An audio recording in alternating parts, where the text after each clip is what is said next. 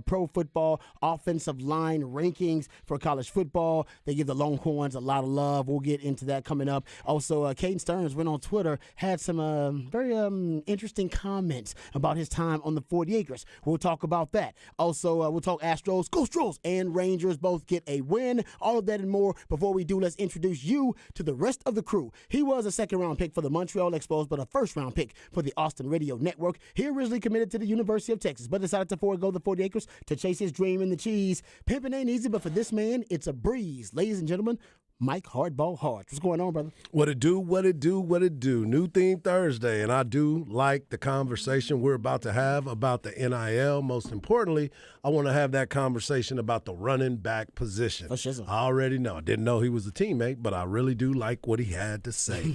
But let me talk about my man that sits across from me because he is my teammate. He hails from H-Town with the Get Down. He's a lifetime Longhorn and a proud card-carrying member of DBU.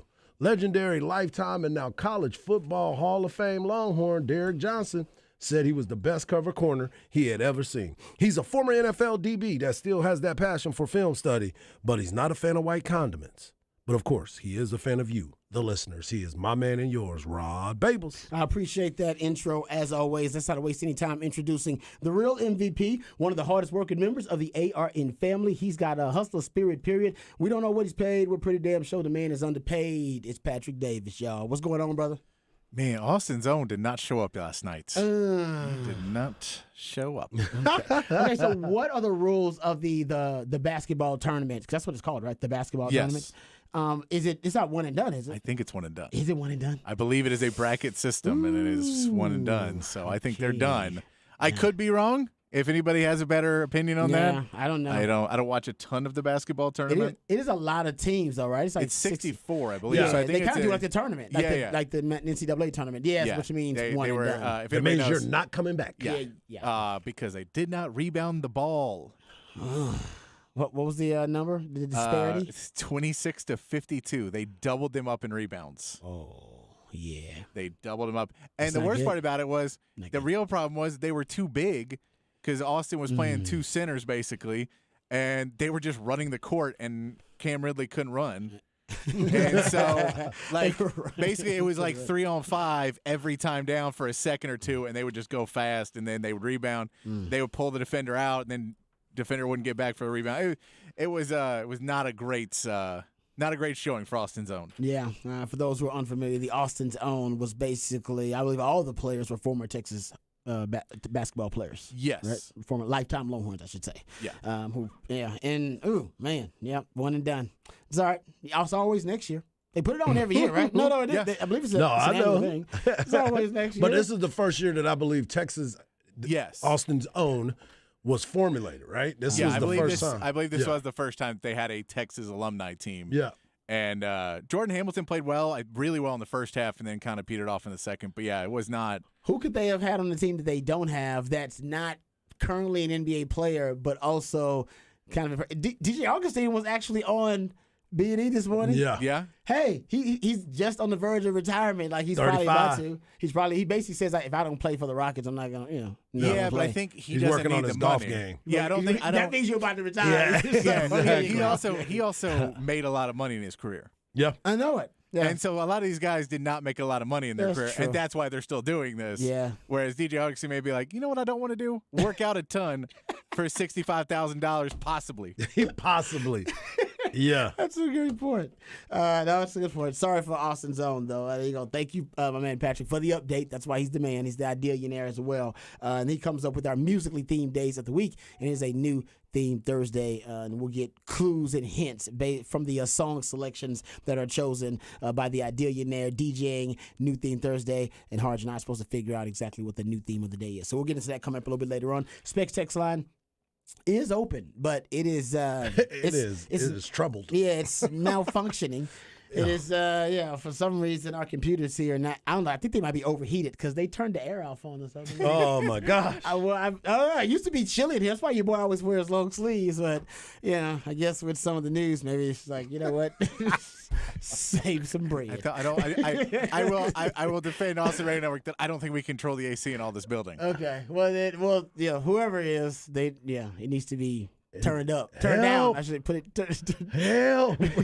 So I don't know what's going on with the computers in here, but I have no idea. when the Specs X line does come back, 512-337-3776. But you can also hit us on our Twitter handles. There you go. Hardball Harge, any Twitterverse. It's Patrick Davis as well, and I'm at Rod Babers, any Twitterverse to hit us up. Okay, let's get to some sports here. All right, that's why we'll get back on track before we get too off the rails. Okay, so there was news today, and this is big news actually, and it came from Yahoo Sports. They're the ones that put it out there that 3 U.S. senators who have now decided they've released this and made it public. Their bipartisan draft they've been working on of federal NIL legislation for all college sports. It actually is bipartisan because they have 2 Democrats and 1 Republican. Senator Richard Blumenthal, he's a Democrat from Connecticut.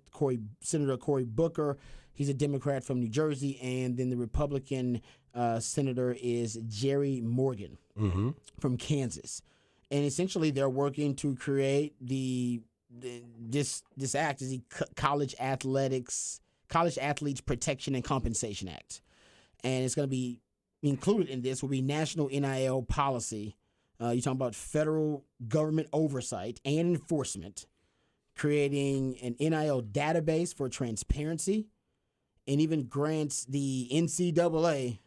Oh, here we go. I know. That's kind of one part I'm a little iffy on, but, it's a step in the right direction. It even grants the NCAA basically gives them the authority to create rules to enforce provisions within the act themselves, but also giving the NCAA legal protections, some legal protections. I don't know how many and to what extent. Student athletes would receive lifetime scholarships, which basically, I'll give a shout out to Texas, University of Texas. Essentially, University of Texas, I believe they treat their scholarships as that. From what I experienced. Right. I mean, I went there. That's what I was about to ask you. What were your thoughts on that? Well, I left in 2002, get drafted into the 03 draft, or after the 02 season into the 2003 draft, and I hadn't graduated yet. Once I got done the NFL, 2008, somewhere around there, I came back to school. I assumed I'd have to pay my way. I had some money. I just got done with the league. So I figured I'd have to pay my way. I was just trying to see if I could get back into school at Texas. I was just about to say you didn't want to have to use your money. I didn't want to. Well, I didn't. Well, I mean, I think most people do at that time. I believe there's still some schools that have to do that. That's just the reality of it. And when I came back to Texas, Mac Brown, I talked to Mac for a little while, and Mac, once he saw me, was like, "What are you doing?" And I was like, I'm trying to go back to school. I think it's over. He's like, oh, no, it's over. He's like, no, if you think it's over, it's over. Don't worry about it. And trust me, they'll call you if it ain't over. They'll give you a call and let you know it ain't over. Ain't nobody calling, it's over. He's like, go get registered. And I was like, with who? He's like, who? Go talk to Gene Bryant. Shout out to Gene Bryant. I always took care of us. And wife of Cleve Bryant, who also was the consigliere, if you will, for Mac Brown for years, and who is now passed away. So R.I.P. to Cleve. And and Mac was like, don't worry about it. We'll get you back. You're good. You're in good enough standing. You can go back to school. And he was like, you're on scholarship. Done. And they treated all the players got the same treatment. And hell, I honestly, for a while, I didn't tell people that. I thought it was like something they were doing under the table. I was like, it seems kind of... You holding it to yourself. Right? I was like, yeah, I ain't telling people about this. But, they extended that benefit to players. It grandfathered going all the way back to as far as they could go. Like any players who came back to university who hadn't graduated even from the 70s. Were coming back or 80s or something coming back, and they were getting back in school. There were some of those stories too. So it is Texas had actually been doing this for a while. So shout out to Texas because that was really cool. Like I said, I didn't even tell people about it for a while. I was like, Texas might be helping me out, might be breaking some NCAA rules. I ain't even worried about. Turns out there's like a fund that I believe DeLoss Dodds and them started that basically there's a pool of money that is set aside for this type of stuff. Yeah. To make sure that they are truly lifetime scholarships, if that's the case. It's amazing when they have all this money just laying around to try to help these players out. And we'll get into that conversation a little bit later. Well, I think Texas realized, you got all these high-profile athletes, and it doesn't help your brand for them to be doing bad. Right. And for those guys not to be graduating and not to be representing the brand by going into society and starting careers and starting businesses and, being leaders in society in some way, and then them connecting that back to, that guy went to UT. Yep. Of course, that's all they do. So I think they were thinking on a larger scale, and now that's part of it too. Anyway, getting back to it. So lifetime scholarships, long-term medical coverage. That's something President Obama brought up years ago. He was pushing for that for a while. Yeah, he was like, I don't really care about the compensation. I think they should get medical benefits late in their careers. And the NFL is probably the worst at this. The NFL's got the worst system for medical benefits post-NFL career. You basically get, they call it vested years. So every year you play, it's called a vested year. Mm-hmm. And basically you get the amount of vested years of insurance. And it starts, I believe, if I'm not mistaken, 5 years after you're done. Something like that. It's something around there. Possibly. And I think you can do it with it before that. But basically you cannot use that medical coverage from the NFL, in your 50s, unless you play for 15 years. Right. You got that. They give you a window basically where you can use it. You should be able to pick your own window. I think that if too. If you get 5 vested years, like I think at 5 vested years, you should be able to go, all right, I want to use my 5 vested years when I turn 55. Right. Which would be a smart move. Instead of using it when I was 28 at the time. Right. And I was on the NFL insurance at 30, and I was done with it by the time I was 35. Which makes no sense. And I was like, well, I didn't need it. It makes it's good sense. Insurance, but I didn't need it. It's cheaper to insure younger people. Exactly. That's why the NFL That's why it knows. makes sense. It doesn't make sense for the players. It makes sense for the NFL. It sucks for the players. It's terrible my for the body players. didn't start acting up till now. Exactly. But when I'm 55, it'll be now a wreck. you're like, I can use some really good insurance. Exactly. Yep. So anyway, I love that idea. They're talking about medical coverage through the institution and through an established medical trust, which is really cool. And also, if you go look at, they're also saying they're going to permit schools to restrict an athlete from entertaining a deal that is contrary to the school's code of conduct, prohibit compensation to be used for inducements with recruits and retention of current players. They're going to prohibit schools from representing athletes in NIL ventures, influencing athletes athletes' choice, of representation, and they're going to allow schools to prohibit athletes from engaging in NIL ventures that are concurrent with the college athletic events and competition. And this is something that you'll like too, Harge. How about this one? In the non-NIL provision, the act permits underclassmen to enter a professional draft and then retain their eligibility if they, 1, return to school within 7 days, of the draft ending, and 2, don't receive compensation from a sports league. That is also something they want to put in there. Yeah. That's great. I think that's the perfect thing to do, and I think awesome. we've done that before. We should have done that a long time ago. But the one question that I do have for that in that instance is so if you enter this draft, what happens with your scholarship? And the reason why I asked about the scholarship is because certain coaches are going to be looking. It's lifetime. Okay. So no problems. It's lifetime. Yeah. It's literally like lifetime. So you go and leave, and you can go pursue other interests in your life. And hey, that scholarship be waiting on you as long as you got your years of eligibility left. I got 2 of them left. I want to come back and get my 2. Try to get on that 2. But I think what Harge is saying for school though, but not for participating. Yeah. That's what I'm saying. Yeah. So if I'm a player and I get drafted, but I don't know. If I enter the draft and I don't get drafted, what is the coach going to do with my scholarship? As far as that's why I said they have the 7-day window. When you contact 7 day. It's 7 days after the draft. 7 day. You have to contact the school within 7 days. If you don't contact the school within 7 days, then the school can move on from you and your scholarship is gone. Yep. I believe there is retention of the scholarship is what they're saying here. If you contact the school within that 7 days after the draft, if you go undrafted. Yep. If you go undrafted. And then your lifetime scholarship, you still have it. Okay. That I believe is the case. Well, that's what they're saying here. I know in baseball you can already do that. Like if you're here at the University of Texas, your name gets called in the draft. You have the right to either sign or not, and you're still coming back. I mean, Or as long as you don't take money, as right? long as you don't take As long as money, you don't take the money. Yeah. Yeah. And I know we're thinking more football side of it, but with the baseball side, No, you're right. This is every sport. this should This ain't be, just especially football. because now it's like someone said, this could be almost like a one and done type of situation. Because think about all those kids that end up coming to school. Football, you got to be here for 3. Right? You got to be here till you're 21. Baseball's got to be in till you're 21 as well, or 3 years out of school. So I wonder how that affects those kids as well. So every year, let's just say, let's use that kid, Travis Sikora, right now. If he wanted to come to Texas for 1 year, would he be eligible to enter the draft after that freshman year? That's the one question that I would have for everybody. But whatever the process is, if they're going to try to put some legislation on it, I think that's the part that's kind of difficult. Okay, so the profession, you're talking about like whether they can go professional or not. Yeah.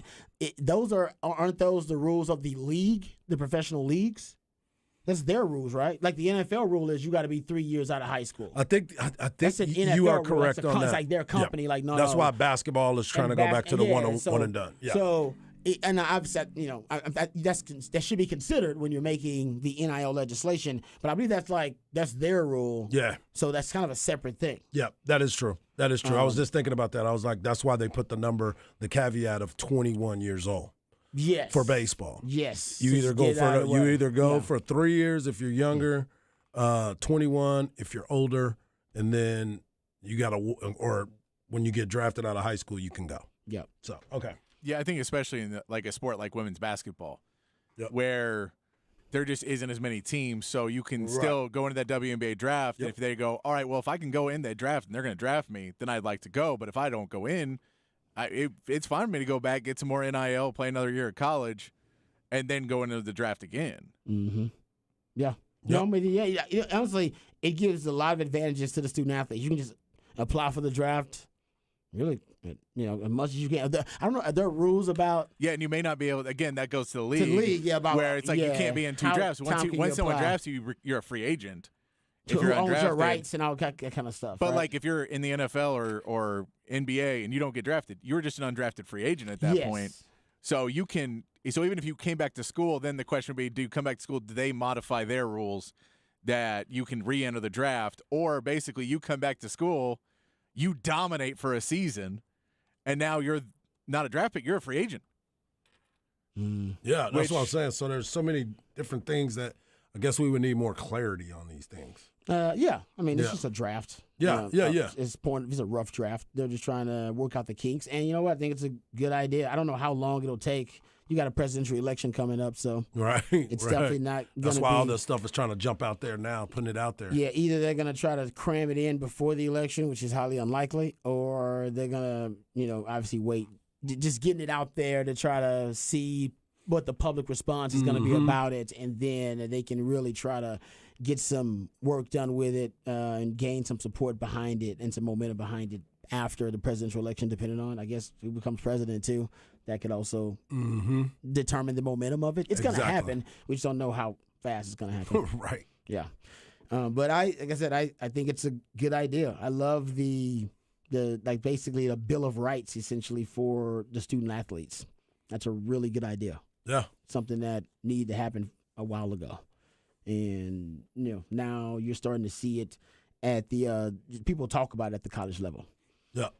So that not gonna happen. I don't think in the next year or so. But I will admit I did not know, and nobody assumed that they were already U.S. senators that were working on it in bipartisan fashion. So there you go. Also, since we're talking about NIL, Greg Sankey probably one of the major players and figures that was able to try to get Washington at least interested in the NIL legislation federally.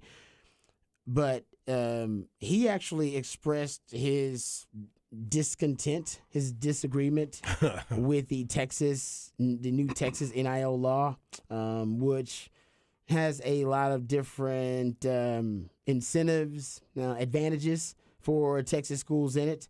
Even CDC has said that he is going to follow the NCAA guidelines over the new Texas state laws. We know that Ross Bjork, the A&M athletic director, has basically said they're going to follow the new guidelines. I think it's House Bill 2804, that they're going to follow the guidelines of the new state law over and prioritize that over the NCAA rules, which could create some friction.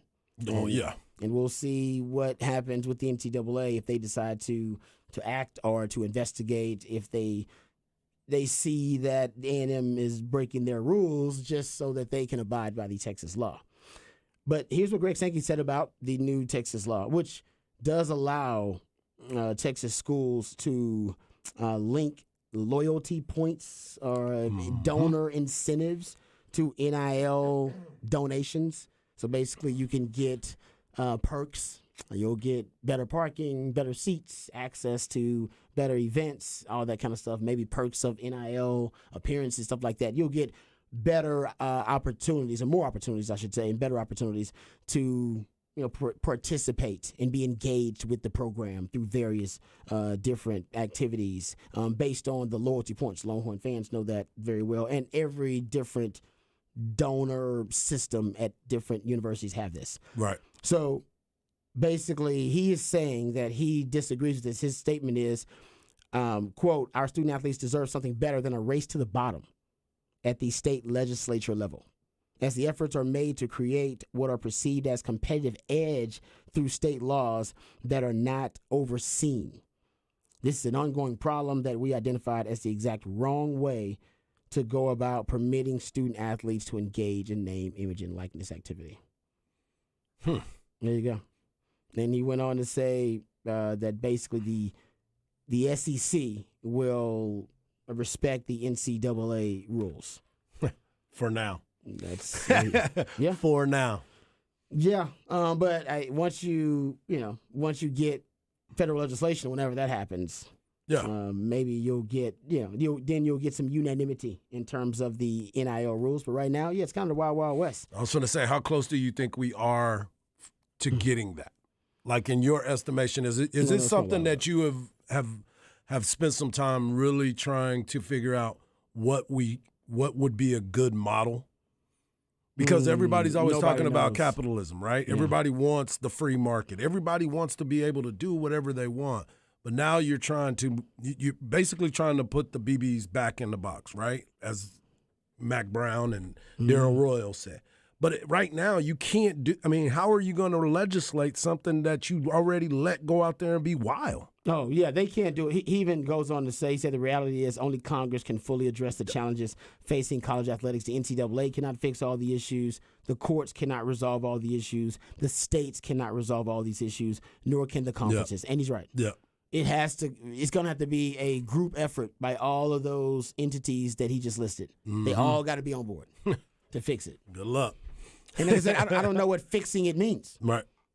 Because it's hard to say it's broken because you don't know. You never really put rules and guidelines in place. I guess the NCAA did later as to what defines broken.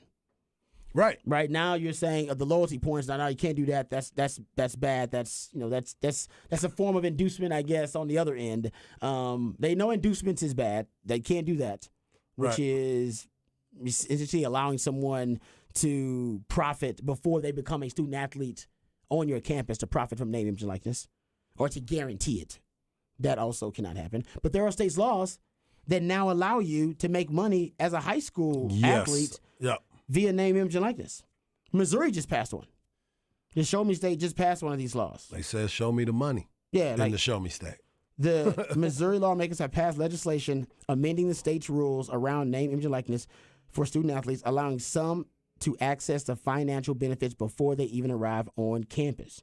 The law will allow athletes to begin profiting from endorsement deals while still in high school, as long as they sign a letter of intent to attend a public university. So as long as you sign it. So I was going to say, you got to wait to sign it, but you can't sign it until your senior year. So you can't really make money because you haven't created. Maybe they're saying for whatever school that is, correct? Because if you're a high school kid right now and you have some people in this city that want to endorse you, you can't do that. You know what I'm saying? That's why Quinn ended up leaving. That's why Quinn left too. Yeah. So I guess Ohio has one of those laws that allows you to get. I don't know, but I don't know. That was weird because he left early. He left early. He just left early. So I don't know. Yeah, it is. There is a lot of loose NIL laws out there. Yeah. And I think that's what, even we'll get into the sound of Lane Kiffin, but Lane Kiffin brought it up too. Yeah. I love Lane Kiffin's responses. At SEC Media Days. You know. He talked about it too, basically. Yeah. He believes it's a racket at this point. It's a free agency. It is free agency. It is free agency because you have a great year, Rob B. You get 6 interceptions, you locking people down. Somebody else is coming to get you. Yeah, and if they're calling your coach at DB High and saying, "Hey, you know what? I think Rod can come out to Colorado and hang out with Prime." Yeah, and if Rod gone, and if Lane Kiffin has a good year at a D2 school, then they're coming to get him, and they're going to give him a better job. Yeah, and he will never complain about it. Correct. And so it is. I get it. And if you're an offensive lineman and your offensive line coach has a great year, you're not getting any benefits from it. He is. He's going to get a better job. Correct. And so that's where the problem is I get he can complain all he wants, but if he's making millions of dollars off the backs of other men, and then he wants to say, well, they shouldn't have any choice in it, and I do, that is where the problem lies. But I get it. I think there's a lot right now of everybody thought that they could exploit the rule to help themselves the most. Correct. And they're starting to realize that is not the case. And now they're like, okay, guys, we all thought we were going to exploit this and win, but we're not. So can we go back to screwing over the kids again? Like, is there a way we can do this to where we're winning again? Because we feel like we're losing now, and we don't like that. Yeah. No, I'm with you. There are no easy answers with NIL. I just think the NIL was the compromise of pay for play. Yeah. And we were like, no, you can't just pay them. They can't just play them and make them employees. That's way too much. That destroys amateurism as we know it. So the compromise to keep a form of amateurism was, okay, let's go NIL. Yeah. All right. Because we all agree the old system was just exploiting, exactly, and also indentured servitude, basically. And also NIL is you don't have to take any of our cut. We get to keep all of our money. You go find other money, and you can have that. Because there is other money out there. There is. There's tons of money out there. I get it. It was a deal of everybody thought we can exploit this. The guys will get more. It's a broken system. Let's break it more, and then we'll fix it later. And I think now a lot of more of these conferences that thought they were going to control everything with name, image, and likeness are realizing, well, oh no, all it has to do is screw us up. Is the school has to come in and say, well, we're only hiring one. We're going to go get one player. And we want to go get your best player. We want to go get your best defensive end. And you're like, wait. So you're going to spend all of your NIL money on our one guy to go back to his hometown or go wherever, and it's screwing us.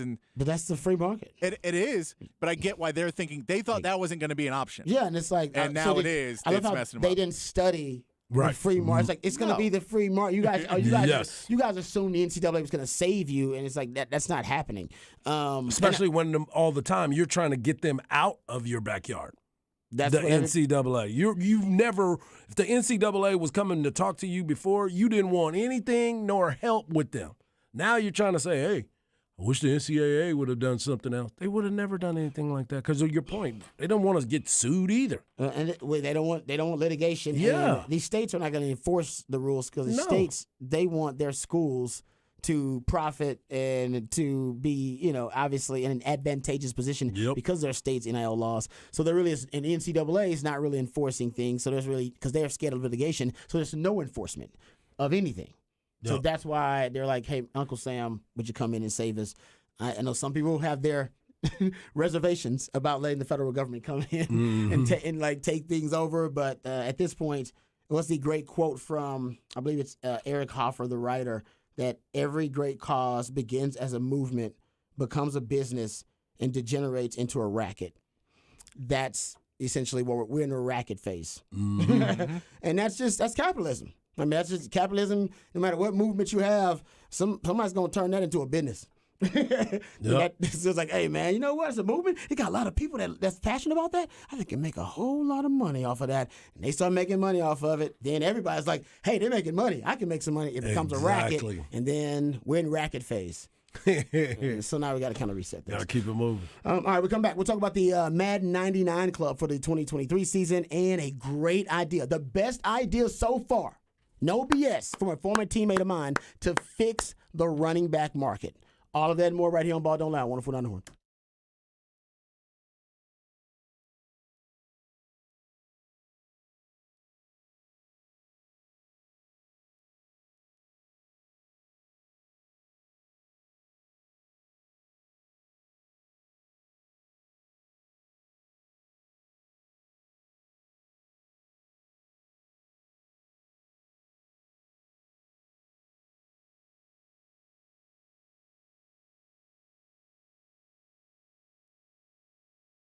Hey, what's up, folks? Lifetime Longhorn Rod Babers here. Let me tell you about my favorite beer. It's Bud Light. We're creeping closer and closer to the weekend. As a matter of fact, on Thursday, I basically declared the weekend already. And the weekend's all about having a good time, and that's what Bud Light's all about. The sure sign of a good time turns good times into great times, and the rest of the times into the best of times. And that's why Bud Light is my go-to beer. Has always been my go-to beer. I'm getting a little bit older, but, hey, I've been drinking Bud Light for a long, long time. Since my days on the 40 Acres, on 36th Street, even my days in the NFL. Now, to reward myself, to decompress after a long, hard day, after some yard work, I'm always trying to pop the top on a nice ice cold Bud Light. Best way to beat the Texas heat as well. It's still my go-to beer for my Longhorn tailgates on Saturdays and NFL Sundays. So whether you want to toast and cheers to a brighter tomorrow or drown your sorrows, it's never a bad time to break out the Bud Light. Bud Light isn't just for anybody, it's for everybody. So remember, to get the good times going, just keep the Bud Light flowing. Bud Light, brewed deep in the heart of Texas, by Texans, for Texans, and proud of it.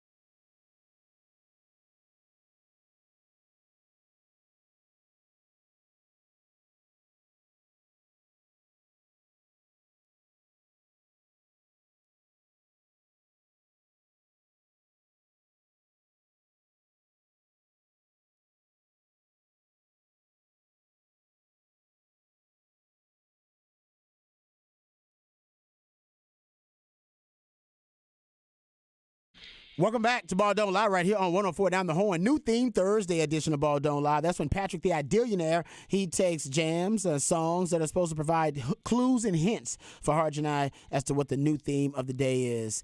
I'm supposed to know who this is, right? Yeah. Yeah. Oh, yeah. I know I'm supposed to know it, but I don't think I know it. I know of them. I know this jam, too. Who is this? Who is this? The band is Soundgarden. Okay. I know I should know this. I know of Soundgarden. Yeah, I don't know how that gives me a clue and a hint. Gives me What's no the name clue. of the song? Is that don't give it away? No, it's the name of the song is Outshined. Outshine. This is like, yeah. Okay. I got nothing, Hard. What you got? Nothing. Nothing. Nothing. Well, all right. We'll try to do better with the second clue for a new theme Thursday. Okay, so there's been a lot of talk about the running back market. We've been talking about it all week long and how depressed it is. We're giving you all the stats. The stats do not lie. The numbers don't lie. Analytics don't lie. The running back position is devalued because they depreciate faster than any other position in football. That's why the career and the lifespan is so short. And yes, only I believe they're making lower money than kickers at this point on average salary. Running backs are. That's how devalued they have been.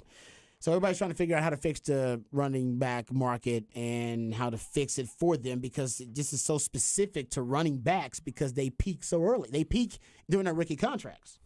You go look at the top 12 running backs in yards per carry in 2022, 8 of them on rookie deals. They peak too early, which, guys, you never want to do. Very true. You don't want that premature. He ain't lying. He ain't lying. You don't want that. Yep. And that's happening a lot to running backs. All right? It seems to be. Premature peakage. Yep. All right? We don't want That's why they premature need. That's why they need to figure out if they can get drafted earlier. Exactly. Yeah, they need to try to go out there and You get gotta out there earlier. man. You're a running back. No, it's hard out there for a running back. Yeah. Okay, so but we know that's why the issue is what it is. And you know what? I don't think necessarily if there's collusion behind the scenes against running backs. I think the analytics, the new era of analytics, like it has changed every sport. Correct. Now is changing football, but the one position it seems to be isolated on is running backs. Okay, so Dominique Foxworth, who was really a high level in the NFL Players Association for a while too, and I'm not sure exactly to what extent. He was my teammate actually in Denver for a while too. Really good player, played for a while. He has a great idea for how to fix the running back market, and he's dropping some knowledge that honestly I didn't even know about. Here is Dominique Foxworth. So, how do you solve this problem? How do you solve, you ask? You didn't ask that, but I know you were thinking it. I am. All right, so there's a pool of money that I don't think many people know about called the performance-based pay pool. I had never heard of this Yeah. until 20 minutes ago. Yeah, so performance-based pay pool is a lump sum of money that the league has set aside to compensate players who have outperformed their contract. And what tends to happen is it's a player who's a late-round draft pick or something. It's a bunch of players who are late-round draft picks who ends up playing a lot of downs, and they end up getting big checks. I was that guy when I played for the Broncos. I was a third-round pick, a rookie. I ended up playing so much that my performance-based pay was higher than my actual salary. So I got one check that was higher than the whole salary I had all year. So obviously, since I benefited from it and lots of players like that deserve to benefit from it, my argument is not that we should take that away from them, but that pool is $336 million. That's crazy. In 2019, it was $230 million. It's continuing to grow. I think that they should set aside a portion of it that is designated for running backs, or at least there should be some benchmarks that you have to reach over the course of a couple of years, maybe even 3 years. If you meet these performance benchmarks and these playtime benchmarks, then you unlock this performance-based pay bonus that is only payable to running backs who've reached these benchmarks. That is the best idea I've heard, guys. I'm sure there's you got to change the CBA language in it, but there have been we know that could be the case, and it'll be in 2030. But of all the ideas I've heard about how to help the running backs, this performance-based pool, performance-based pay pool, which, by the way, Rod B didn't know about because Rod B never outperformed his contract in the NFL. So I played so many plays. I never had to worry about that. Yeah. But yeah, it makes sense though for undrafted free agents and for late round picks in the NFL that they end up outperforming their contract, and then that's just pool of money set aside. He said right now it's $336, or at least it was last year, $336 million, and it goes up every year. Yeah, I don't know how exactly they would do it, but it'd be great if they could somehow, for running backs, put it where, since they, like I said, they peak so early, that they would be able to have access to this if they perform at a certain level within a certain amount of years of their rookie deal of their contracts, just so they can get paid. After that, if you want them, pay them, great. If not, you don't got to pay them. But at least they should be able to get something for their peak performance, which happens during their rookie deal, when most of your wage suppression happens. You don't, like you said, in any sport, you're not getting your best money to your second, third deal. Yeah, that's what we've been talking about forever. It's like, man, big payday is your second contract, your third contract, if you can get to that number. Mm-hmm. And if they have this budgeted aside, and again, talking about late draft picks, but the only contrast is the only person that you would really look at, because Tony Pollard wasn't a first-round pick. Saquon was. He was, number 2 overall pick, I believe. And then you look at all the other running backs. Nick Chubb would be a guy. He wasn't a first-rounder. So you would have to look at those levels. But was Derrick Henry a first-rounder too? So that's where I'm looking at where the incentives would be, because he said he outperformed it. So there's a lot of guys that are running backs that outperform the running back position and their contract. Probably more than any other position. I think so. That's why they're trying to cut them out. Yeah, that's true. That's why they're trying to cut them out. And everybody else is getting money except for the running back, which doesn't make a lot of sense to me because of the value in which they perform and the level at which they perform. So, yeah, the fact that there is that was the most amazing thing that I heard. Like my man said, I didn't learn that until 20 minutes ago. Yeah.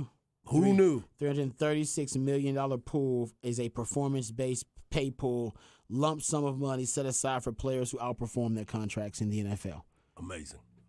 He said his check that he got from it, guys, it was bigger than all of his NFL checks that season combined. Yeah. Guys, those NFL checks, they're fat. Yes. Well, no, for a third-round pick.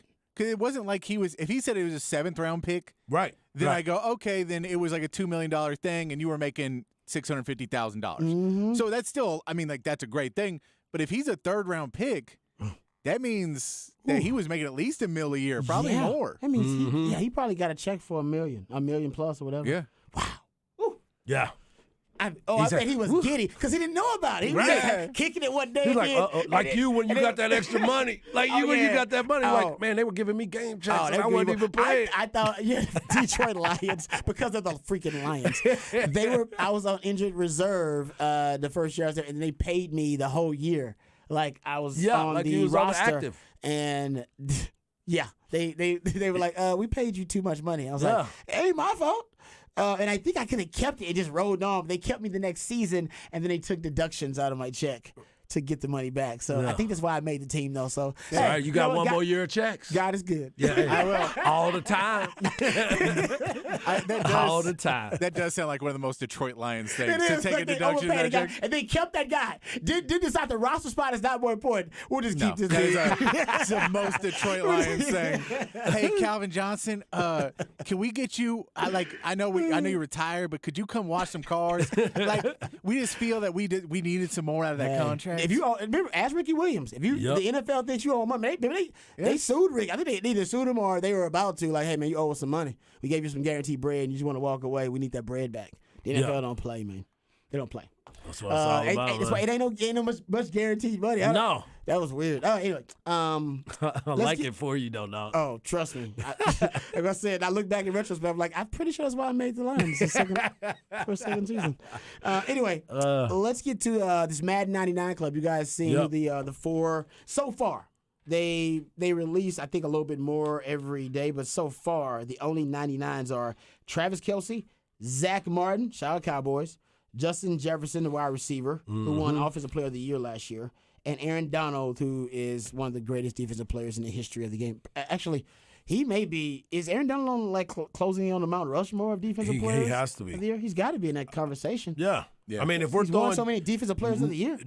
no disrespect to y'all's J.J. Watt, but if we're throwing J.J. Watt into that realm, we're definitely throwing Aaron Donald into that. Oh yeah, because he don't miss games. yeah. You know what I'm saying? No. He's there. I don't disagree with that. So yeah, I'm thinking Aaron Donald definitely needs to be in that range for sure. Yeah, and especially if the Rams figure it out this season and can stay healthy this season as much as they weren't last year, then you add another year of stellar performance. Yeah, because he hasn't had a drop off. No, I mean there's no drop off. the only with drop Aaron off he Donald. had was he was thinking he was going to retire that year, but it was more about money. He was going to walk away after they won the championship, and then he was like, nah, I'm going to come back and beat some more people up, rip their helmets off during practice and try to club them with it. Remember, he does that quite often. I forgot about that. Yeah, I don't, because I forgot all know that what's- dude's having nightmares about I that. forgot all about that. Yeah, Man. monster. Yeah, Monster. he is a monster. By the way, speaking of the 99 Club, Zach Martin was the first guard to have the 99 Club since 2003. Oh, who was the guard? Do we know? 03. It would have to be like I'm trying to think who it might have been in 2003. Joe Thomas was Rod B playing in the league. Oh, It's a long I'd time say ago. that was a who it while could be back. then. I wonder who it is. Yeah. That's no. He is. Like I said, he deserves that bread. Right after he got that 99 rating, that's when the report came out. Like within hours. Yeah, he was like, people I'm sitting out. He might be sitting out trading cap. He's a 99, folks. Just so Yeah. you know, he's the first 99 for a guard since 03. Yeah. You need to pay that man. And made it his profile picture. Exactly. Just so you know. Just so anytime you I am- come looking for me, I'm the standard. this is what you see. I'm the That's standard right. right now for guards in this league, so y'all need to pay me my money. Will Patrick Mahomes be a 99? I am on that saying yes. He is the standard. He is who everybody's chasing right now. What quarterback has ever been a 99 on Madden? We got to go look that up. I think there's been quite I mean, a few. Tom Brady had to have been a 99 at some point. Yeah. No, I'm just asking. When he was him. at the GOAT status. I'm just asking, like, which ones That's have a made good 99? question. So your guard, who was a 2003 Cowboys guard, Larry Allen. Oh, wow. That's nice. Wait, I thought Larry Allen was a tackle. No, He's counted on Madden as a left guard. Wow. Yeah. Yeah. Wow. Okay. Yeah, hey, Texter got it, too. Texter said Larry Allen in 03. Good job. Yep. Nice. I should have known Well that from my done. Cowboys. Yeah, what? I mean, Yeah. it's a cowboy and a cowboy. Yeah. That is a hell of a stat. There you go. I like that. Yeah, I think Patrick Mahomes probably should be at 99, but like I said, I got to go back. He did win MVP. So, yeah, He's got to be a 99. I think he's a Let 99. me see. I'll find out by the time No, we get I think back. he's a 99. Yeah. He is. I think he's going to be a 99. They didn't have any other. I don't think any other defenders were going to be 99. Bosa might be. I got to see what Bosa is. Bosa might be. Don't you? Because Parsons is 97. Yeah, that's what we heard, right? Yeah. Okay.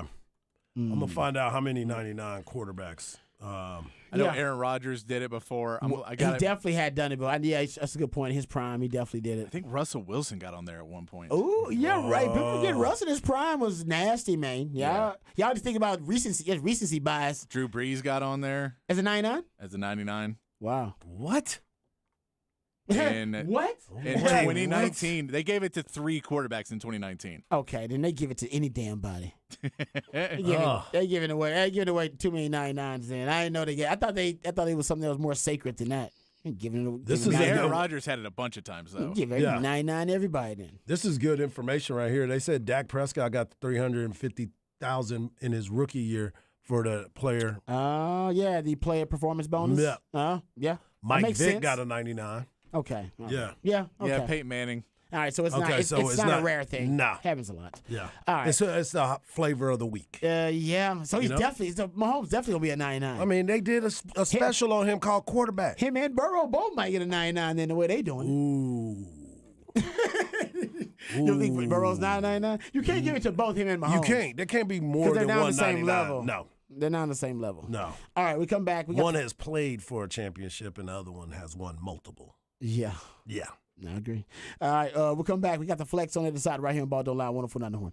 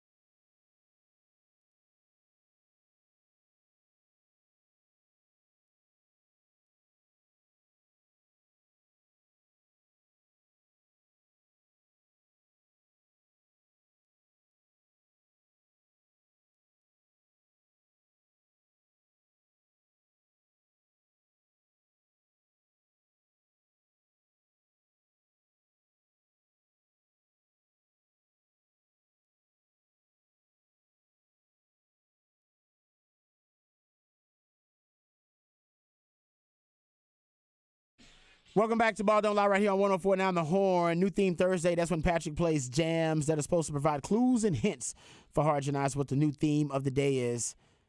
Harge, you got some? Nothing. It's a very different vibe than the Soundgarden from the... Yes, this is Audio Slave. Soundgarden, Audio Slave. We definitely missing something here, man. This It's is got to be the staring us in the face, too. strange names of bands. No, that's not it. But I'm strange names of bands. No, not it. But I think it's really obvious, and I'm mad at myself because I know it's like it. Yeah, it sounds like I should be able to make this connection. Pretty obviously, but I can't. All right, we'll try to do better in the 4 o'clock. The Flex, FLXATX.com, FLXATX on all your social media platforms. Go check it out for yourself. Did throw it out there for those who don't know the showcase, the skills showcase that Anthony Williams was putting on. It has been they've delayed it. Yes. So it's going to be rescheduled, and right now we don't know when it's going to be rescheduled for. But they have decided to cancel it today, and they're going to reschedule the skills showcase. I wonder if it's because it's 100 degrees outside. What they don't do it inside the multiplex or whatever. There's no inside at the multiplex. It's outside. Okay. Yeah, it's not like Del Valley. They would have done it. It would have been inside because that's where everybody works out at. Man, I saw a lady. It is 101 right now. It is says 101. I rode up and it's probably 101 in, and there's this lady outside. Man, she is. I gotta tell you, she really wanted to get a smoke, and she was dedicated to getting this smoke. She was just out there in the heat, smoking a cig, and I was like in extreme temperatures, and I was like, I used to smoke cigs back in the day, but man, sometimes it's too damn cold or too damn hot. It's like It's not worth it. When you need it, baby, it ain't nothing. I think I'd rather smoke a cig as a former cigarette smoker in the cold than I would in the heat. Was it here? Maybe Yeah, the AC, she was right outside. Yeah, the AC wasn't working. She was like, "Well, it's gonna be hot. The AC Might as came well be on in smoking." Hey, it clicked on The just AC now. did click on We in talked here. about it. If they Yes. find a way to be like, oh, let's turn it off just for a little bit. Specs X line. They already Yeah, they gave get no away. because I knew they would get it pretty quick. They gave it away. I know it's obvious. Yeah. Okay. So texters, thank you very much on the Specs X line. Apparently, it is Chris Cornell's birthday. Yes, So- posthumous birthday, but yes, it was a Posthumous birthday birthday, today. Would have been 59 today. So these are all songs that Chris Cornell is the singer of. I promise you. There you go. I would not have gotten that. No, something. I know it's obvious. I knew it was obvious. He's one of the greatest rock singers of all time. There you go. That's not on my phone. We should know this. No, it's not. That is not on Roger's phone. It is not on my phone. I don't know if I have any Soundgarden or Audio Slave. You know what you said? Yeah, and On he's my got original stuff. He's playing some other bands too. Like he is. All right. Maybe today, after today, Maybe you'll find one of these. I'll have some Chris Cornell on my phone. That is the hope after today. You ain't got to lie, Craig. No, if he's one of the greatest rock singers of all time, I want to be able to appreciate it. That's Okay. That's what all of these musically themed days are all about, to expand and broaden our horizons. All right, when we come back, we'll get into more new theme Thursday, but also we got to talk about Pro Football Focus's offensive line rankings. They're ranking all the best O-lines in college football. We'll get into that. Caden Stearns had a tweet reflecting on his time on the 40 acres, and I think I have a stat about that. I got to go back and look through my papers about Caden Stearns that is a mind-blowing one. So we'll get into that too, and also the real UT. Yeah. That they're discussing this at SEC Media Days. We'll discuss that. All of that and more right here on Ball Don't Lie, 104.9 The Horn.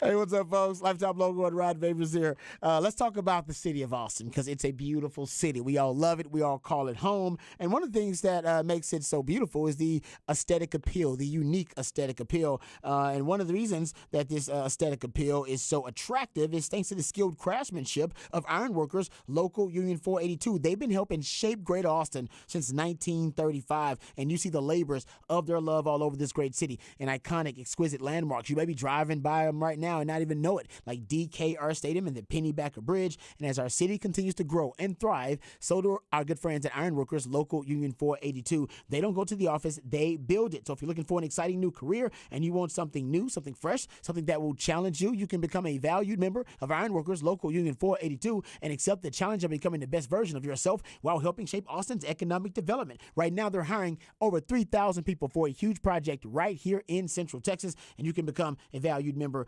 of this prestigious organization. You'll take pride in the type of teamwork and craftsmanship that helps shape the future of our great city. So maximize your potential and be your best self today. Simply apply at ironworkers482.org. That's ironworkers482.org.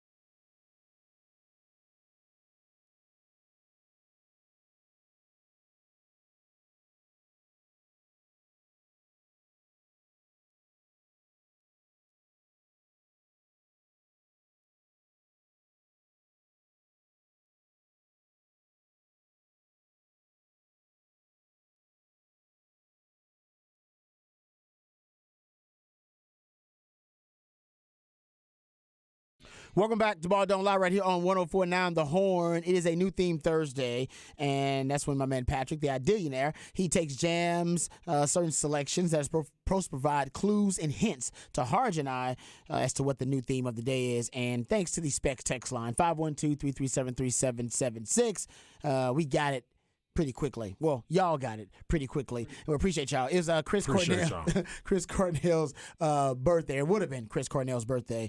So my man Patrick and a lot of y'all out there who are huge fans are celebrating that today. That is the new theme of the day. Yes. And this is third band will play, Temple of the Dog.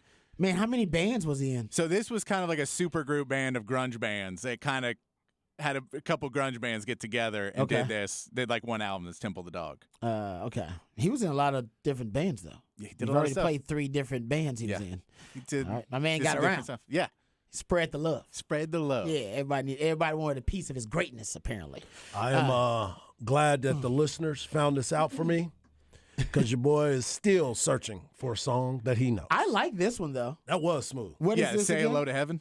What is it? Say hello to heaven. All right, I'm going to write that down. And so that's Temple the Dog had 2 singers. It was Chris Cornell and then Eddie Vedder from Pearl Jam. Oh, yeah. Okay. And so then if you ever heard the song Hunger Strike, which is I'm Going Hungry. Anyway, he says I'm going hungry, and then it's Eddie Vedder singing that, and then Chris Cornell's singing the echo of it, which Nice. It's impressive because it's 2 of the biggest grunge singers. That's on the fantastic. track. That's a nice jam, though. I like that groove. All right, I always said if I don't have any, I'll admit I don't have any Chris Cornell in my phone. I should leave here today. If Patrick does his job, I should leave here today with at least one Chris Cornell jam on my phone. That might be it right there. That might be it. That might be one of them. So thanks to the Idea Network. We appreciate his efforts. 512-337-3776. That is the number to the Specs text line. You can always use that or use the Twitterverse. The Specs text line is back up. Use the Twitterverse. Harge is at Hardball Harge in the Twitterverse. My man Patrick Davis said, it's Patrick Davis, and I'm at Rod Babers in the Twitterverse.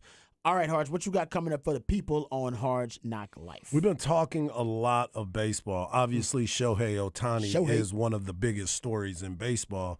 But I want to shine the light on my man Ronald Acuna Jr. Please do. And give him a little bit of his flowers today. So we'll talk about Ronald Acuna Jr. and the feat that he may be on track to getting to. I think he's going to get it. I do too. And I think the rules, obviously, the rule changes have helped him.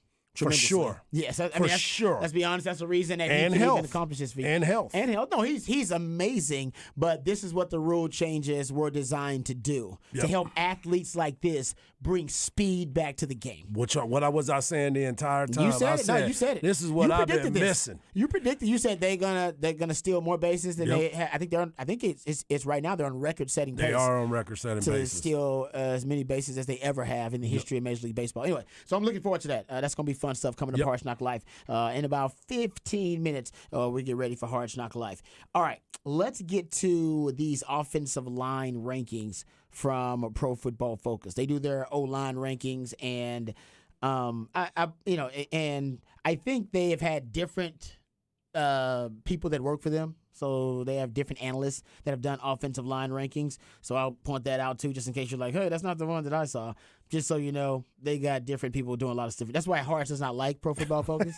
I just have my discrepancy. Yeah, there you go. They're very inconsistent. And I think it's because they got too many different cooks in the kitchen sometimes. They got a lot of people doing stuff, and I don't think they run it through the same like channels or editor. They just kind of all put out content.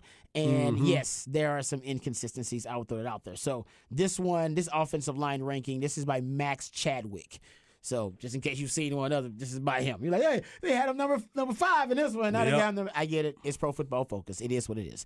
Okay, so number 1 on this list, they got Michigan best O-line in all of football. You know what? And honestly, you gotta get that's Jim Harbaugh football. That's who he is. He wants to play bully ball. Yep. That's what Jim Harbaugh's always been about, playing bully ball. And it makes sense that now he's got the best O-line in the country because he would build to that. That would be a priority, something he would emphasize. Number 2, well, the national champions, the defending national champions, the Georgia Bulldogs. The Georgia Bulldogs. That makes sense too. It's a bunch of grown men. Number 3, Oregon State Beavers. How about that? Oregon State? Yes, his Oregon State's offensive line earned the best run blocking grade and the 3rd highest overall grade in the nation last year, and the Beavers returned 4 starters from that unit. Okay. Damn good group. Yeah. Taliese Fuaga is one of the 10 best tackles in college football. Damn, I like saying that name. I was just about to say. Fuaga. You said that like you wanted to say it. You know what I'm saying? Like it was one of those. It was like, man, I can't wait till I get to use that on the air. Oh, I would Craig Way would be salivating over using that. Taliese Fuaga. Anyway, yeah, so apparently he's one of the best tackles in college football, and he'll be holding it down for them, one of their anchors. Alabama Crimson Tide, they got number 4, and the Longhorns will see them week 2. And it says that they have one of the 4th best O-lines in the country. And USC is number 5 on this list. And number 6, Notre Dame Fighting Irish. Also doesn't surprise me. The number 7 team, that's what we want to get to. Ahead of LSU at number 8.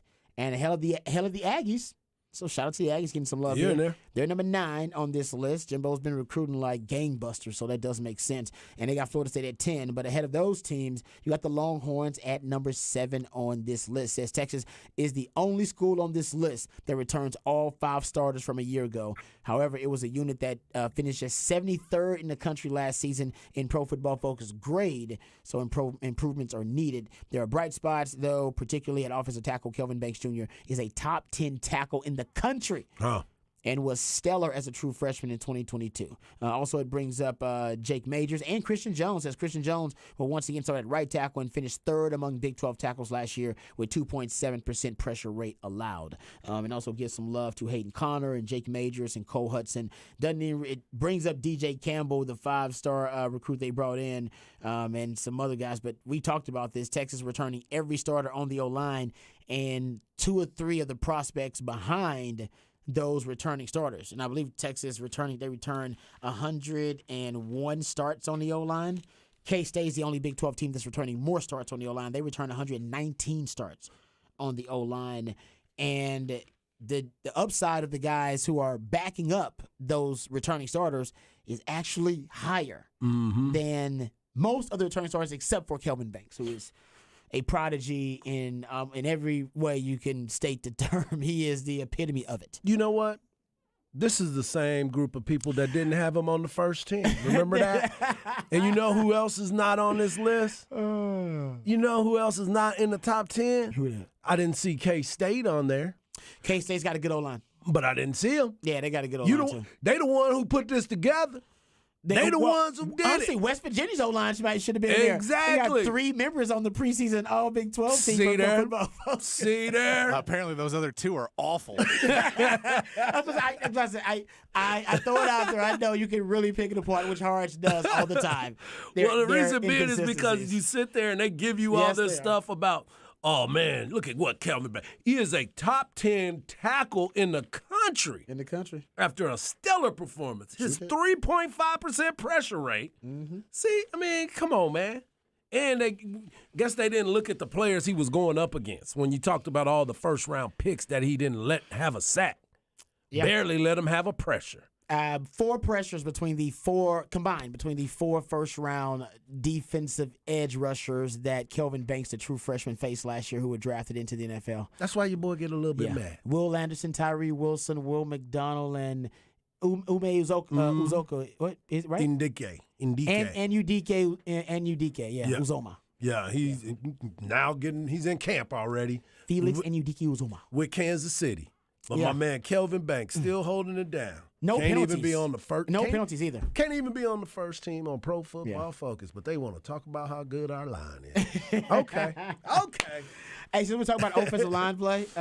C.J. Vogel, who you brought on, love Football CJ. Brainiacs, does a great job. He's awesome. Yep. He actually, I love it. He did a breakdown of big humans. Yes. That was outstanding. Wasn't it great? That was outstanding. It really was. So I want to get into it a little bit. Yeah. And if you want to follow CJ, he's worth a follow if you're a Longhorn football fan, at CJ Vogel, VOGEL _ TFB. The TFB stands for the Football Brainiacs. So you can go check that out. He does really good work. So he did, I guess, kind of a. And he was on with us not too long ago, Yes. so go back and find that on the podcast page as well. Yeah, and he doesn't call it this, but I'm calling it his Big Humans Breakdown. He basically, his title is Who Has the Beef? Yep.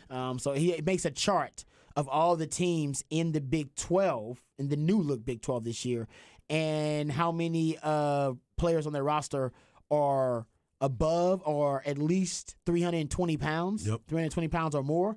And then he goes down the list between 320, 329, and though how many you have on your roster between 330 and 339, 340, 349, and then he goes 350 plus. How many guys? So I won't go through all those categories. We'll just pay attention to how many players on each roster who are 320 plus pounds, and how many players on each roster who are 350 plus pounds. CJ Vogel does a good job, so go check it out at CJ Vogel _ TFB. So Texas, big humans. We know Sark is into big humans. According to this research, Texas has 9 big humans who are at least 320 pounds or more on their roster. That is big massive. humans. That does lead the Big 12 according to this research. Second, Kansas and TCU with 7. Which is such players. Yeah, I was like, Kansas. Bringing the beef, man. Hey, he's ready. There you go. I love Lance Leipold. Yeah, he's like, we got to get big too then. Yeah, he's getting big quick around there. You're bringing the girth for Kansas. This is players on each Big 12 roster who are at least 320 pounds or more. Texas has 9, Kansas, TCU with 7, Oklahoma State with 6. So they got some girth there. Mm-hmm. K-State has 5. They might be considered the best O-line, one of the best O-lines in all of the Big 12. I'm with you on that, Harge. U of H, Iowa State, UCF with 4. Oklahoma, Tech, Cincinnati, BYU with 3. West Virginia with 2. Baylor with 0. That's the one that is really, really troubling. If you think about it. That's crazy. It is. How is that possible? I mean, especially in this day and age, you can't get one of them? That is hard. That's hard to believe, actually. That is crazy. That's great research by my man TJ Vogt. I'm really that's dumbfounding. Yes. That they don't have one player that's at least 320 pounds. That is got to be done intentionally. But that's premeditated. It has to be. That's premeditated for that to happen. Because not only does that mean you're recruiting guys who are slimmer and, at those positions, but also once they get into your nutrition program, your dietitian, whatever, your strength and conditioning, you're keeping them slim. You're keeping them trim. You don't want them to balloon. You don't want them to get bigger. In Texas, the opposite. Texas is like, no, we're recruiting big humans, and we want to add more and more weight to them, keep them athletic, but we want extra big humans. Right. It's kind of weird. Yeah, no. And I love the Texas too. All 320 ain't good 320. Trust me, I agree with that. We've seen that before. This don't necessarily mean you go. Matter of fact, the next chart I think is very telling. And this is from my man Nash, Nash Talk Texas. He did it in essentially projecting Texas into the SEC. So he basically took Texas and Oklahoma and took the rosters from the SEC for 2023, and then decided to compare the big humans. Right. He did his own experiment inspired by C.J. Vogel's research. And what he found, if you're looking at players on rosters who are at least 320 pounds, like I said, and I agree with the texter, Austin Frog, all 320 ain't good 320. Right. Florida, 17. People that are 320. Plus. Yeah. What the hell? Yeah. What? That's crazy. Yeah. That's unbelievable. That's like you said, those are big humans. Stupid. But what can they do with it? He says A&M has 15. So A&M's got a lot of big humans too. Wow. Based on this research, he says Georgia's got 10. Oh, sorry. Tennessee's got 13. So back it up. Tennessee with 13. Mm-hmm. Georgia with 10. Bama and then you'll throw Bama, Vandy, and Texas with 9. Auburn and Missouri with 8. Ole Miss, LSU, Mississippi State, Arkansas with 7. Kentucky with 6. South Carolina and Oklahoma with 3. And I believe that's where it ends. So, yeah, Sark is into big humans, and he has the biggest humans in all the Big 12. But once you go to the SEC, Texas big humans puts you're in the middle of the pack. You're closer to being in the middle of the pack than you are to being the top of that list. And by the way, doesn't mean that, by the way, Georgia is the defending back-to-back national champion, and hell, they're behind 3 or 4 teams in the SEC too. And who won the Big 12 last year? K-State. And K-State's in the middle of the pack when it comes to those numbers in the Big 12. Doesn't necessarily mean anything, but I'm just saying, keeping track of Sark's methodology and his thought process, his philosophy is he believes in big humans. And that's just kind of another way to track his big human experiment. Yeah.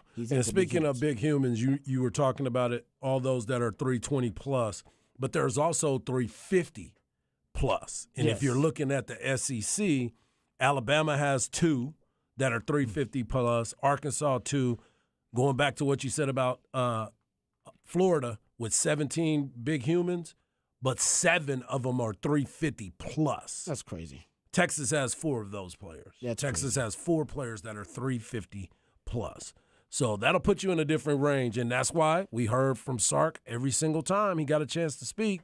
He said, we're going to the SEC, so we have to get big humans like that. They want girth. We're trying to be like you when he was doing his interview with the Pivot podcast. So, yeah, I'm with that. I am too. No, I mean, as long as they are actually athletic enough, right, to execute the technique and the fundamentals, you can get as big as you want. You can tell Sark wants. There's a certain part of Sark as a coach that wants to play bully ball. Yes, he wants to push. He wants to be able to push teams around. When he wants to dictate the tempo of the game. And I know Texas has a lot of skill talent this year, probably some of the best skill talent in the country. If you look at Xavier Worthy, JT Sanders, and then you look at A.D. Mitchell and Isaiah Nayor and Jay Witt, they're loaded there. But, man, they're also loaded on the O-line. Yes. They're stacked on the O-line. Yeah. I mean, guys, they're returning all their starters from last year. Mm-hmm. And we just said they got, 2 or 3 guys. What are you talking about, Campbell or, what's his name? Williams. Yes. Yes. Yeah. Cameron Williams. I mean, it's like 3 or 4 of those guys that have really high upsides who are backing up the starters. And Christian Jones is the only senior. Correct. And he was somebody that you thought you were going to lose. You did. You thought he wasn't even going to be there. Yeah. So, and they've been, like you said, they've been going after it and going to get some guys that Peyton Kirkland is a huge human being Peyton that they just got. Yeah, they got 3 of those guys. Yeah, it's Jaden Chapman, another big boy.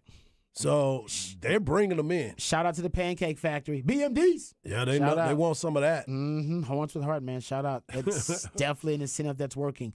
Okay, before we get to Harsh Knock Life, which we got coming up, I want to get to this Caden Stearns tweet. Did you see this? All the smoke, baby. Well, it's very interesting. I just thought it was interesting. And shout out to my man CB because he brought it to my attention. I went and saw it and looked at it, and he came across my timeline. Mm-hmm. So Caden Stearns at CStearns7, the _7, I believe it is, the lifetime Longhorn on the 40 acres who's now playing for the Denver Broncos. He was responding to a question from our man Doc Texas, because who does great work too. I mean, he's probably at this point Longhorn fans. He's probably one of the favorite follows for Longhorn fans out there. And he's also Doc _Texas, I should say. So basically, he's responding to a question from my man Doc _Texas, who had a better freshman season between Caden Stearns and Xavier Worthy. He's just throwing it out there. And it's just, consumption for the public discourse, which he does a good job of. And Caden Stearns responded saying, I'd say X for show. He said FS. Mm-hmm. He broke all types of records. If I'm being honest, I still live in a world of regret for not playing how I should have at Texas. And he went on to respond to that later and said, with that said, ... give me a better coaching and strength staff when I'm there, and I would have had a field day with an emoji that's blowing some smoke. Yeah. Like, take that. I guess a shot at Tom Herman and the staff. And Yancey McKnight. Yeah. We need to have another Doc said, we need to have another conversation about Yancey. Injuries were way above average. Yeah, that happened at Texas before him. Yeah, before Tom Herman, there was a lot of injuries at a higher rate. I agree. But that's a good point. I will say this about Caden Stearns.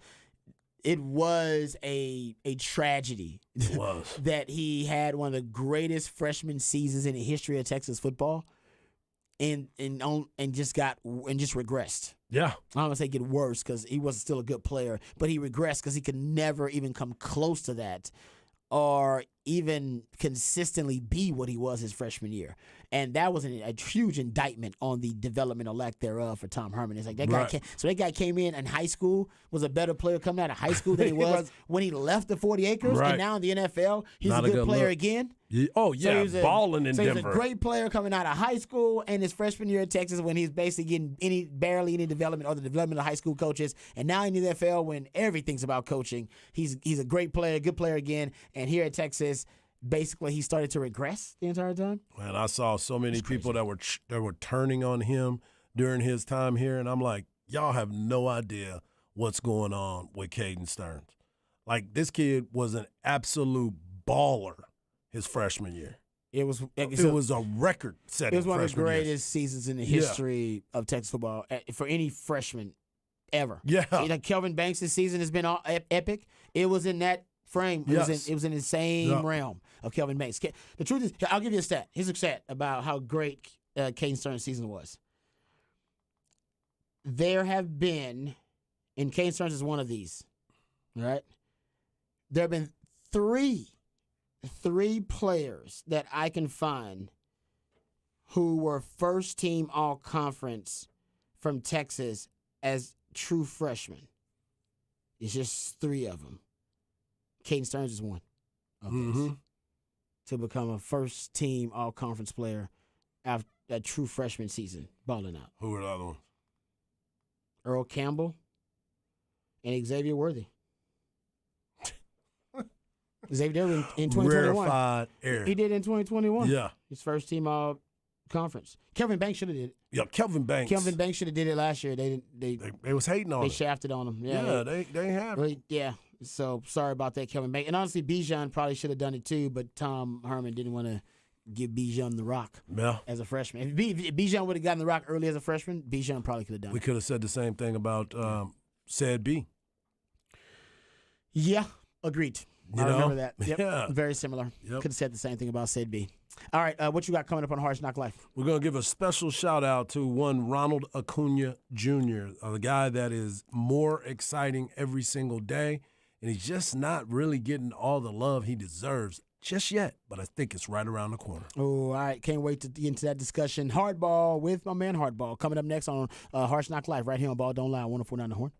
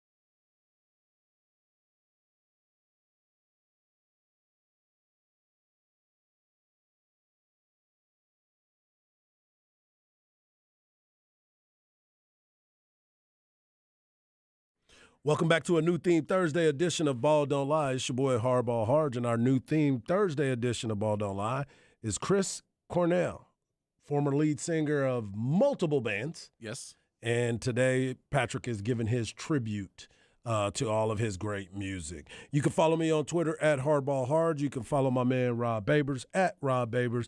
And, of course, you can follow the man behind the glass at It's Patrick Davis. We also love it when you're a part of the show, so keep hitting us up on the Specs text line, 512-337-3776. And, you know, obviously this is the middle of baseball season. We've already had the All-Star break. Now we're heading down the home stretch. August the 1st, multiple reasons August 1st, but August the 1st is the trade deadline. And, yeah, it's ironic it's the trade deadline. A lot of deadlines that are being met on that day. But there are so many different storylines in baseball, and obviously Shohei Ohtani has been the biggest conversation, and rightfully so. I mean, the guy is putting up ridiculous numbers, pitching and hitting, and we got a chance to talk to my boy Marcus Thames, who's the batting coach for the Los Angeles Angels, and he was just talking about what Shohei does every day, what he brings to the table every day. And so every team would be right to go after him. A team that may be looking at him as well is the Atlanta Braves. Mm-hmm. The Atlanta Braves also feature one of the most exciting players in the game. He's a young player. He's 25 years old. He's from Venezuela. He made his major league debut August the 25th, 2018, at 20 years old. And he is a very excitable player. We had our buddy Chipper Jones on with us. Chipper Jones is on his way or just landed in Cooperstown because it's big Hall of Fame weekend this weekend. So Chipper and his wife took the trip up there. But he's been on these airways with us and talked to us about Ronald Acuna Jr. and talked about the talent that he has because he gets a chance to work with them a lot. He's a Rookie of the Year. He's a 4-time All-Star. He's 2-time Silver Slugger Award winner. He can play great outfield. He's got power at the top of that lineup, but he also steals bags. He's fun to watch. But a lot of people don't really talk about Ronald Acuna Jr. And Ronald Acuna Jr. right now is on pace to be a 40-40 baseball player right now. That means you get 40 home runs and 40 stolen bases. Crazy. And it is fun to watch because there's only been 4 of them in Major League Baseball history. Jose Canseco was the first one. 1988 with the Oakland A's. He stole 40 bags and hit 40 bombs. And it was something because he was so big. You were just looking at Canseco like, dang, I didn't know he got down like that. Well, now we know why. Yeah, we know why. Now, the next one, same thing. 1996, San Francisco Giants, Barry Bonds, who was a great player, Gold Glove outfielder even. But he was one of them. Alex Rodriguez, another one in 1998. And the last to do it was Alfonso Soriano of the Washington Nationals. Alfonso Soriano, who, if you've ever seen him, he was fun to watch too. He came up in the Yankees organization. He was playing second base with Jeter up the middle, swinging a humongous bat. And it just didn't look right. And Texas Rangers got a chance to see Alfonso Soriano a lot as well. But he was the last one. Alfonso Soriano, 2006 with the Washington Nationals, was the last one. As of right now, he is on pace for 43. He has 43 steals and 23 home runs up until just recently. He is on pace for 41 home runs and an incredible 77 stolen bases. That's unbelievable. And this will be the first player, if he can do this, he can be the first player with at least 40 home runs and at least 50 bags. He will become the first player to ever be at that. The closest that anyone has ever been at. So nobody's that did 40-50? Nobody's done 40-50. Wow. The only person that has been close to it was A-Rod. He had 46. He had 46 steals. Okay, so man, that's really crazy. So how many guys have done the 40-40? Just four. Just four. 4 have done the 40-40. Yep. And 2 of them were suspected of doing steroids or exactly proven, in that suspicion. And then you said the only 40-50 is Potential. Potential will be Ronald Acuna Jr. Wow. Yeah. That's crazy. So it's some superhuman stuff going on. There is definitely some superhuman stuff. The guys who, the other half the guys who approached this were doing it with some help. With some a lot of help. Performance enhancing potentially going on. Yeah. Yeah. Yeah. Not saying they weren't great players, but to do this, to have this type of statistical criteria and meet it, shows that you have a unique combination of power and speed. No doubt. And a solid work ethic where, as people will say, well, maybe he's juicing. He's not. In today's game, there's way better research of how you can do things legally and things that fit into the rules where you can, just diet and exercise is completely different than it was 30 years ago, 20 years ago. Right. When these guys was like, hey, we want to hit the ball farther, take steroids. Like, well, actually, steroids can hurt you in certain other things. So we're going to get you in and we're going to do plyometrics and we're going to do these other things and get your hand-eye coordination and have all these different things to get you. And it's just a lot of hard work with the talent level already there to be able to pull off something like that. And the texters are correct. 3 of them were on suspicious. Because remember, A-Rod is part of Balco as well. Canseco. Because remember, A-Rod was Jose Canseco was the one that was telling on A-Rod. So it's 3 of the 4. All 3 of the 4. So I'm saying, like, it's a superhuman stuff. yeah. And they got to be a superhuman to get all that strength. That's crazy. But you sit there and you look at what's going on and the pace that he's on to become that type of player. And he's hitting over 300. That's the other part of this. He's hitting over 300. He's the table setter for this team. And he continues to play a great outfield. The only problem that you had before where a lot of people saw the talent but didn't truly see as much as they could is because in 2020 and 2021, he only played combined 128 games combined in those 2 seasons because he kept getting hurt. And that was the other part of it. Now he's healthy. And I told you this at the very beginning when I got to spring training. I saw those bases. I saw that the pitchers could only throw over twice. I said, this is about to happen where somebody's about to get a lot of stolen bases. Mm-hmm. It was going to change the game. And that's the most exciting part of the game to me because it puts pressure on everybody. Yeah. You got to make everything work. You got to get a good jump. The catcher's got to get a good transfer and a good strong throw, and they got to put a tag down. It is fun to watch the game of baseball when you have guys like this. And I just hope that if you're not a Braves fan and you don't care about any of this stuff, take the moment. Take the moment to watch what you're seeing with this guy because he is an amazing player that's playing on an amazing team. I would say the team, which might even get better if they jump into that Shohei Ohtani sweepstakes. Man, honestly, like I said, if the Braves on television, make them must-watch television because you won't have to wait long to be entertained. No, the first inning. I gave this stat yesterday. They have the most runs, home runs, hits in the first inning of any team in Major League Baseball. As a matter of fact, they're so prolific in the first inning that they have more runs, home runs, and hits in the first inning than any team has in any inning in all of Major League Baseball. So no team in any inning is more prolific than the Braves are in the first inning. Yes. It is awesome. So their run differential also is crazy. I think the second team, or at least the team that is second in run differential, is like 20-something behind them. Yeah. 20 runs behind them. They are so much fun to watch. And I know a lot of people are like, man, it's the middle of the summer. I don't like watching baseball. The game has changed. Remember, games are getting shorter and shorter every week. The runs are going up, so you're going to see scoring. Mm-hmm. And the type of quality of player that you're starting to see is something to remember. I haven't even really got into the De La Cruz conversation about that young man in Cincinnati either. Another player that you need to pay attention to.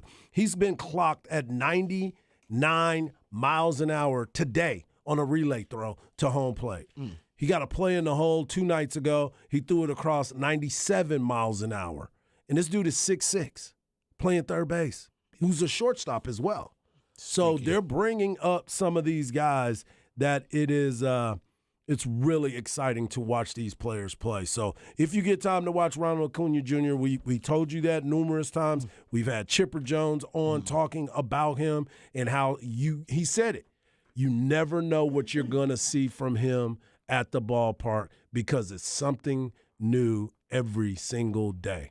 And you got to give him a shout out because of that dope necklace that he wore at the All-Star game where it had him doing his little flex. It's on my Twitter page because CB already posted it on the Twitter page as well. That's pretty good, too. How about this, another Brave stat? Since they started measuring, which I think 2015 is when they started measuring, no Major League Baseball team has hit more than 19 450-plus feet home runs in one season. Atlanta has 19 already. And they're not – hey, we ain't done yet. They already got 19 home runs that have gone 450, at least 450 feet or more, and that is tying the record since they started keeping track. Yeah. So you're going to end up seeing it, and it's going to continue to astound you because they do so many good things. They do so many good things, and they're a good team. So pay attention to the Braves. Obviously, you're paying attention to the Texas Rangers, the Houston Astros. Go Stros! There it is. I was waiting on Sorry it. about that. I was down. I was like, You're paying attention to your favorite team. But if you get an opportunity, make sure you check out the Atlanta Braves. They are must-watch TV. Oh, if you don't pay attention to them now, don't worry. When the postseason starts, you'll see them. You're gonna see them because they ain't going nowhere. I got a feeling they're gonna be making a run in the postseason. They're going deep into the postseason, man. No doubt. Not a lot of teams can match up and beat them Braves. Just considering how that roster and that lineup. All right, we come back. We'll get into a little off the record on the other side. The city of Austin. We know the city of Austin is one of the most popular cities in the country. I read, though, a new study about the I would say the high value, top-notch value of the housing market here in Austin. You may be shocked by some of these numbers. We'll get into that off the record right here on Ball Don't Lie, 104.9 The Horn.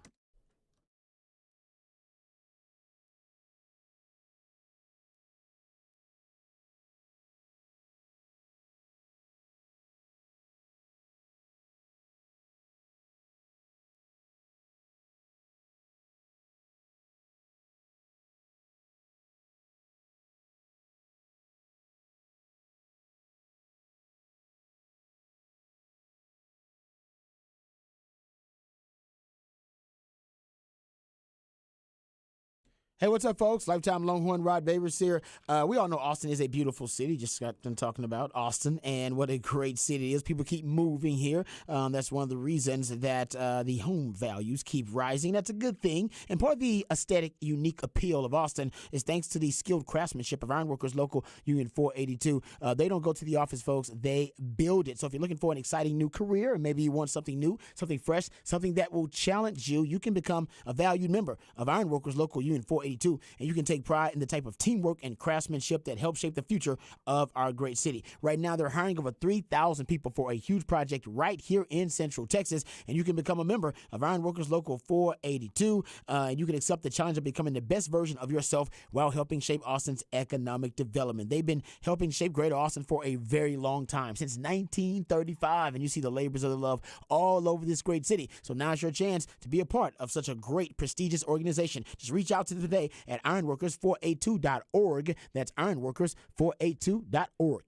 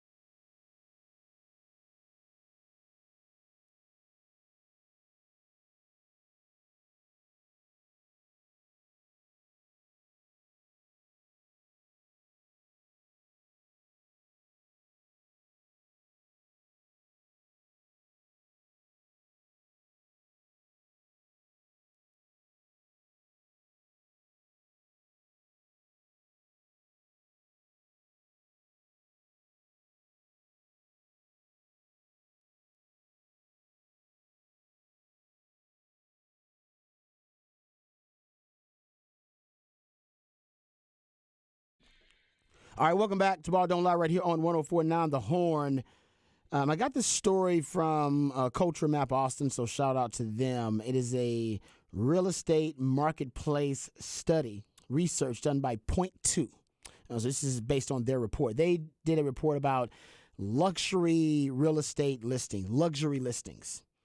And they define a luxury listing is listings for homes worth over $1 million, which, means you're doing pretty good. Mm-hmm. 24.7% of all real estate listings in Austin are worth over $1 million. How many percent? 24.7%, basically a quarter. I know exactly. I think everybody's like, oh. Everybody feels the same way. Yeah. 24 points. Basically, 25% of all real estate listings in Austin are homes worth over $1 million, according to this new study. The report by online real estate marketplace experts Point2 ranks Austin number 10 nationwide among U.S. cities with the highest share of luxury homes. Austin ranks number 1 in Texas, with Dallas and Houston right behind. Wow. Yeah. Dallas is at 22%. So you got more. You're still in the mix. You got more luxury listings than Dallas. Wow. Houston's got 11.4%. They're 18. Dallas is at 12. Fort Worth. See, Dallas, to me, that's. I was just about to say, do you kind of. Yeah, to me, that does count. It's like the DFW Metroplex. Does that count? So Austin? I think Does that count? Dripping Springs? Does I don't that count? know. That's a great Kyle, question. I'm not sure kinda about like that. the Fort Worth. Because Yeah. they count the place where there's more land. Yeah. Because that'll make it more Because expensive. if you throw DFW in there, then that bumps up Fort Worth to the DFW area. Then that would be like 25, close to 26%. Either way, Austin. Don't matter. That's still a lot of numbers. Like you said, over a quarter San percent. Antonio's at 2.9%, and El Paso. Shout out El Paso, 1.8%. That's number 29. So there you go. Right now, Austin has more luxury listings, homes, real estate listings, over $1 million Trying to see if that was mine. than any other city in the state. Yeah. Wow. If you look at top 10 largest cities in the U.S. with the highest shares of luxury real estate listings worth over $5 million, you're talking about big bank type, little bank type stuff. Austin's number 9, 1.5%. Their listings worth over $5 million. LA's number 1, of course, 11.6%. Boston's number 2, 9.4%. San Diego 3, New York 4. San Francisco 5, Washington, D.C. 6, Seattle 7, Dallas 8. There you go. Interesting. Should make you feel good about yourself. Yeah. You live in a city that's very affluent. It's a lot of That's why I have big timers. That's why I have to be outside of the city, because I can't be in the city. There's a big difference. I live in the city technically, but I can't move now. So, Yeah. if I do I think sell we've the all house, thought about it, if right? I sell the home, I won't be able to afford to live in the city anymore. I have to move outside of the city. How many of these $1 million houses do you think are just like lipstick on a pig? Yeah, that's a good question too. That the lot they just- itself is worth all the money. Well, no, that they like paint, like they fix up the house and they make it like it's a luxury house, and you're like, well, does everything work? And like, nah, the pipes are old, the electricity's gonna fry out. It's a lemon. Like it's all this. We didn't fix any of the actual stuff. We just bought a terrible bought it rundown as is? house and put up some new paint and gave it the landlord special, and then gonna charge twice as much. Yeah. It's I guess I don't know the details of it all. I just read the article and thought it'd be pretty interesting. That is interesting. To share. All right, we come back. We'll get into some congressional legislation, possible congressional legislation relating to NIL. We'll get to that. Also, Greg Sankey disagreeing with the new Texas NIL law. We'll talk about all of that, what it means. Coming up next right here on Ball Don't Lie, 104.9 The Horn.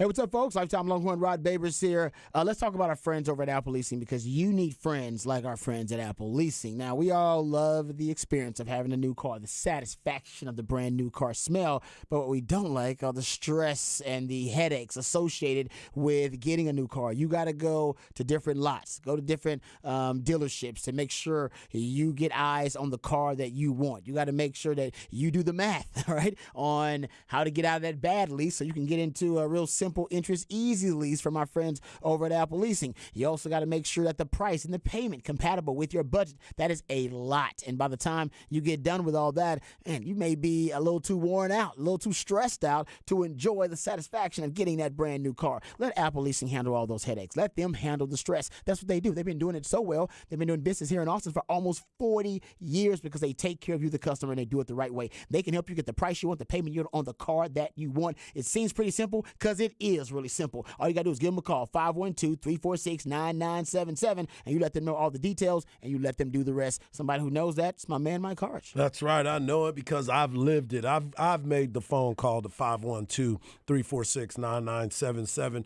and I've actually went over there and said, this is what I need. I need this make. I need this model, and if you can help me, we're going to do some business. And you know why? Because Scott Crossett loves to lease cars and make friends, and now he's a friend of mine. So every time I've talked to them, because I've done it multiple times, I got the perfect car for the perfect situation. You're riding around in Austin, Texas. You want to make sure, I don't know if you're driving to your $1 million home or not, but if you're driving in Austin, Texas, and you want to make sure that you can get to point A to point B, they got you covered. If you have a company and you want to lease a bunch of vehicles, they have that too. All you have to do is go to appleleasing.com. You can find the makes and models that you want, or you can just call them and let them know, hey, I'm looking for this type of vehicle and I need this. They will go and find it for you. They take the stress out of you going to look for your car. I know it's a busy time and everyone's trying to figure out what's next. School's about to start. You want to make sure that you have a nice car for yourself and probably for your child. Go to Apple Leasing. Go to appleleasing.com or give them a call, 512-346-9977, and they will take the stress away. appleleasing.com.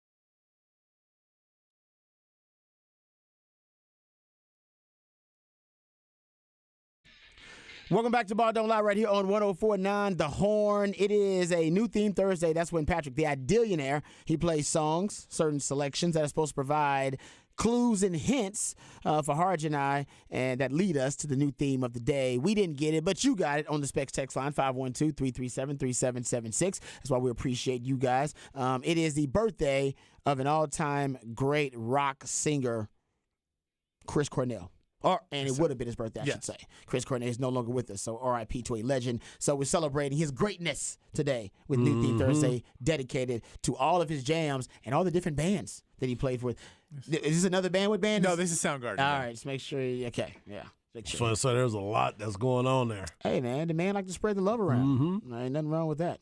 All right, and apparently there's a lot of folks that love him, too, because the Specs text line lit up with what should have been obvious to Harj and I, but wasn't obvious that it was Chris Cornell's birthday. They're like, dude, it's Chris Cornell's birthday. That was pretty easy. So sorry about that, but we appreciate you guys helping us out there.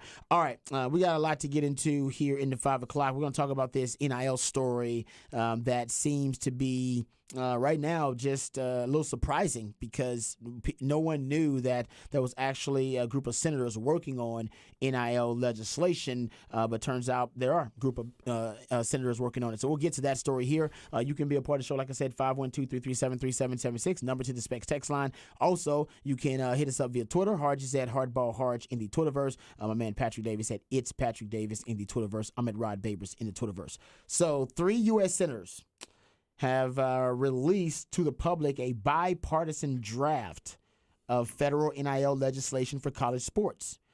There is 1 Republican, 2 Democrats. The Republican senator is Jerry Morgan from Kansas. The 2 Democratic senators are Richard Blumenthal of Connecticut and Cory Booker of New Jersey. And this federal legislation would standardize guidelines for NIL practices all across the country. I mean, real government oversight.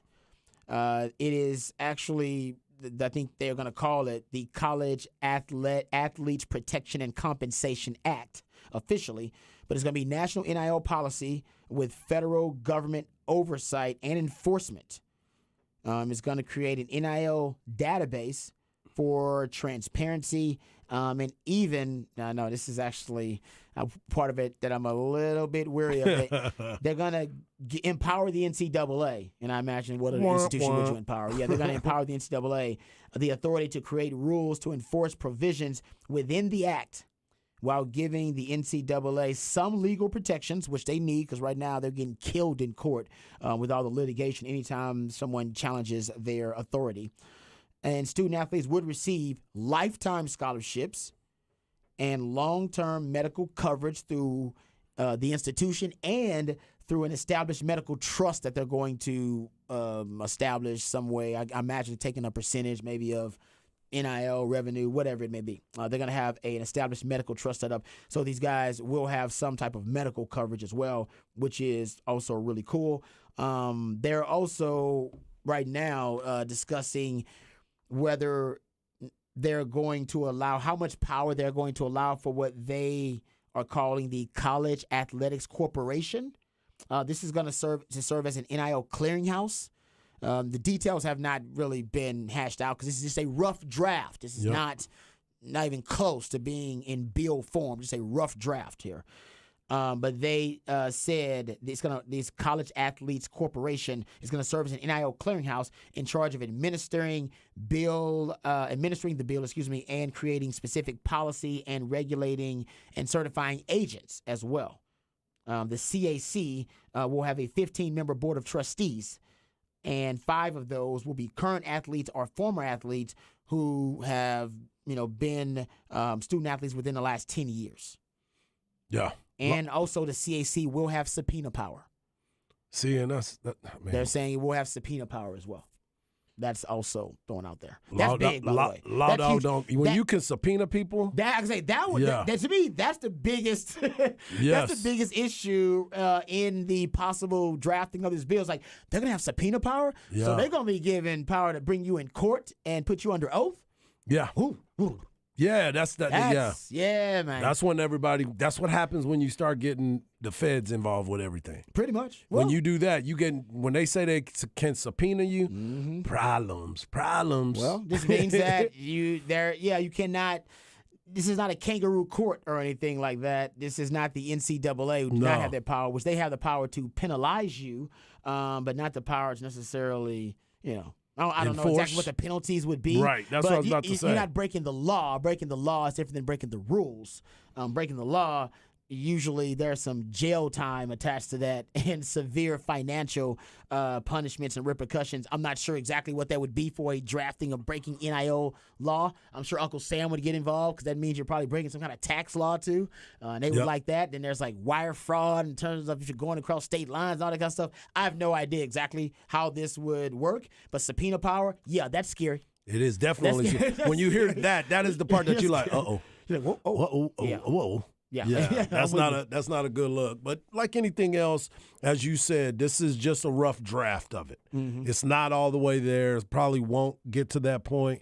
As you said, they got bigger fish to fry than worrying about what's going on in college athletics. But I do believe, and this is just my thought, there needs to be some sort of oversight, right? Mm-hmm. I don't care. I don't know how you get it, but just don't get the people in legislation to get involved in it. I think you can be able to get a commissioner. No. And I definitely don't want subpoena power. That's another. That right there changes everything. So, I know everybody wants to believe everybody's playing on the same level. I get that. But he who has the goal makes the rules. And the people that have the most to gain out of this are the biggest schools. The ones that lose are the lower level schools. The ones that can't get to this level as far as name, image, and likeness and everything that goes into it. There will never be a same playing field. And this is something that we had talked about before, Rod, where we were talking about the super conferences. Mm-hmm. And then you bring in a commissioner to oversee it like you would the NFL or some of these other bigger entities that have somebody over it. Yeah, you could come up with the bylaws and when you create this, but coming out there now and trying to do this, it's a little late. A little late. It is. Well, it's late, but something's got to be done, right? Because these states are not going to enforce their own laws because the laws are made to give the schools in the states advantages. Yeah. And they're making them vague intentionally to provide them with loopholes that they can, obviously get. Loopholes are always good, right? Loopholes are good, but these loopholes are giving them advantages that states, or at least other schools in other states, don't have because their state laws are not as progressive as the state laws here in Texas. And Texas is one of those states, by the way. And so states aren't enforcing the laws. The NCAA has decided, because they're afraid of litigation, that they're not going to enforce the NIL laws on the NCAA rules on NIL, I should say. Not the law. Rules and laws, very different. Yep, very different. Right? So the states are not really enforcing their own laws because they just like, hey, man, we're glad it's the Wild Wild West. Go have at it. We want our schools to take advantage of this. And the NCAA, they're not acting because they're scared of litigation, so they're not enforcing their own rules. So who's enforcing the rules on the NIL? I think that's why they're looking to the federal government to be the savior here. Because nobody wants to step in unless they create a separate entity, like you said, get a commissioner of college football, or they separate from the NCAA, which also is a long process that probably would take decades and end up in court anyway. It looks like federal legislation of some kind may be the only avenue, because at this point, there's a great quote. I always bring it up by a writer. I think his name is Eric Hoffer. But he talks about capitalism and how things happen in our country and over time. And his quote is that every great cause in this country becomes a movement. The movement will become a business and degenerates into a racket.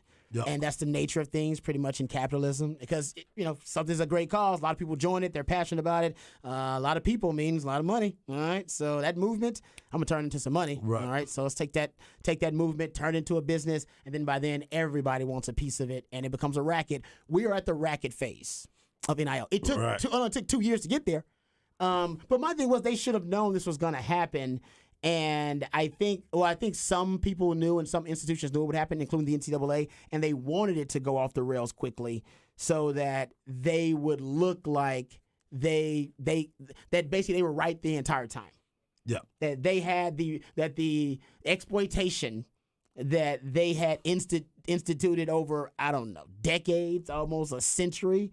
Right. That people would long for that instead of the current system of NIL and the compromise of the NIL, which I don't think is the case. The truth is, yes, are these young people taking advantage of NIL? And are we talking about borderline money laundering now at times? And are we talking about borderline pay for play? Yes, but the Kim Kardashian, Nicki Minaj, Serena Williams, Cardi B size, Megan Thee Stallion size, but is how many decades did the system exploit all of these young student athletes and take advantage of them? And a broken system on the other side of things, on the other end of the spectrum. That happened for decades. And nobody wanted to fix it. People kept saying, they got to fix this system, man. It's broken. And they finally do something to fix this, some reparations of sorts, if you will, for student athletes, so they can finally get what they're worth and their value. And now people are upset because, yes, it's being exploited on the other end because it's become a racket like anything in our society. And my thing was, let's ask the question about how long have the institutions and the coaches and the athletic directors and everybody benefited from exploiting these young people and exploiting their value. And it's only been 2 years of them exploiting the system for their own gain. But to me, it's like, well, it was happening on the other end for like 100 years almost, or whatever it was, 60, whatever it was, a long time. And now we're upset that these young people are exploiting the system for their own gain just for 2 years. Yes, it needs to be fixed on both sides. Correct. This was considered the compromise, but we still got, a long way to go. And you can save any. It's not exploitation, and you can say in basketball it's 1 year, so there's a little bit more wiggle room in that one. Some of these other sports, you go, well, there isn't a pro thing, so the college education is a great thing.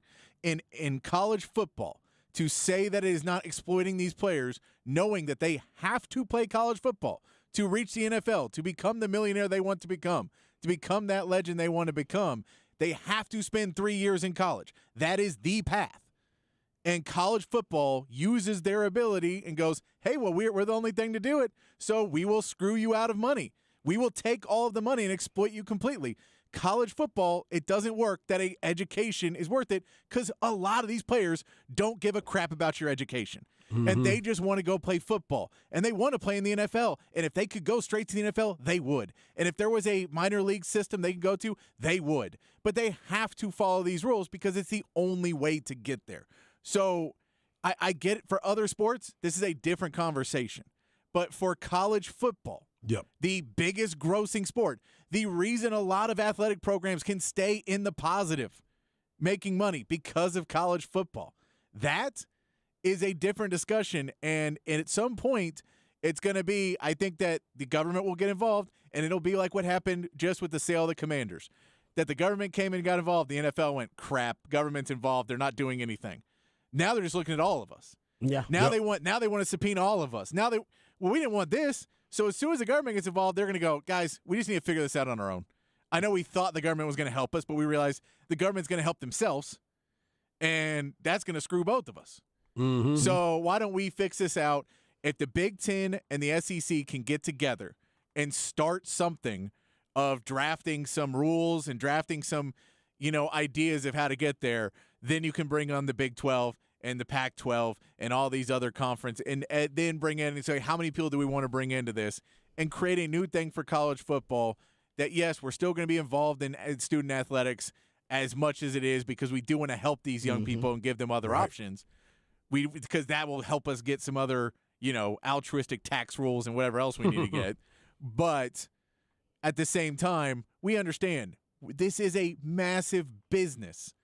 And we can't – one of the most annoying things I see in life is people who complain that they have an idea for a business and it doesn't actually work, and then they complain because no one else will let them break the rules to make their business idea work.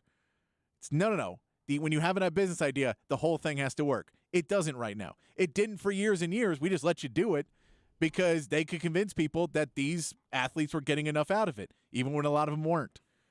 It is one thing to say it for other college sports. That's a different discussion.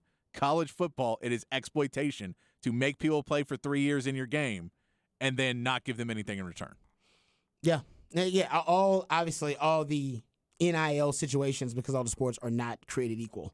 The revenue producing We sports, all understand that. which are football and basketball, a little different. Some in some ways baseball, and in some programs there are different sports that do really well, like women's basketball at UConn, Texas volleyball, does really well. Texas softball does well. So I'm not saying that they can be profitable sports other places, but I'm just saying for the most part, yes, Patrick is correct. This is a discussion about football because it is the driving force behind a lot of these moves where you're talking about realignment, NIL, transfer portal, that kind of stuff. Yeah. As a matter of fact, we have some sound of Lane Kiffin. I think you said this, but Harge, that we'll get to too, because Lane Kiffin gets into this and he makes some good points. I think he actually makes a lot of valid points. It's a reality that he doesn't like. He doesn't like. I don't think reality. A lot of them. I don't think a lot of them like it because they were controlling it before. Yeah. They were the ones that were dropping off bags. That's why Jeremy Pruitt got in trouble. They were being able to go behind and slide and say, oh, yeah, we'll make sure we get you a house and doing all that. I was watching Pony Excess the other night, again, about the SMU scandal, and it was like, oh, yeah, so we got that, and that's the way it happens, right? So now all of a sudden it's on the surface, and everybody can get it in like that, and people don't like it because they were the ones controlling it. Now it's like, oh, we can do that now? And it's out in front? It's out there. Oh, yeah. Now the playing field's a little bit different. Now y'all want legislation in here. Now y'all want all these people to regulate this and put the regulatory rules on there because, wait a minute, they're equal now? If they got money too, they can openly say without saying it? Mm-hmm. We don't have to drop that bag off anymore? Oh, yeah, it's a little bit different now. The free market can be a scary place. Especially when everything ain't free. All right, here's Lane Kiffin at SEC Media Days giving his thoughts on the new era of the transfer portal and NIL era that we're in right now.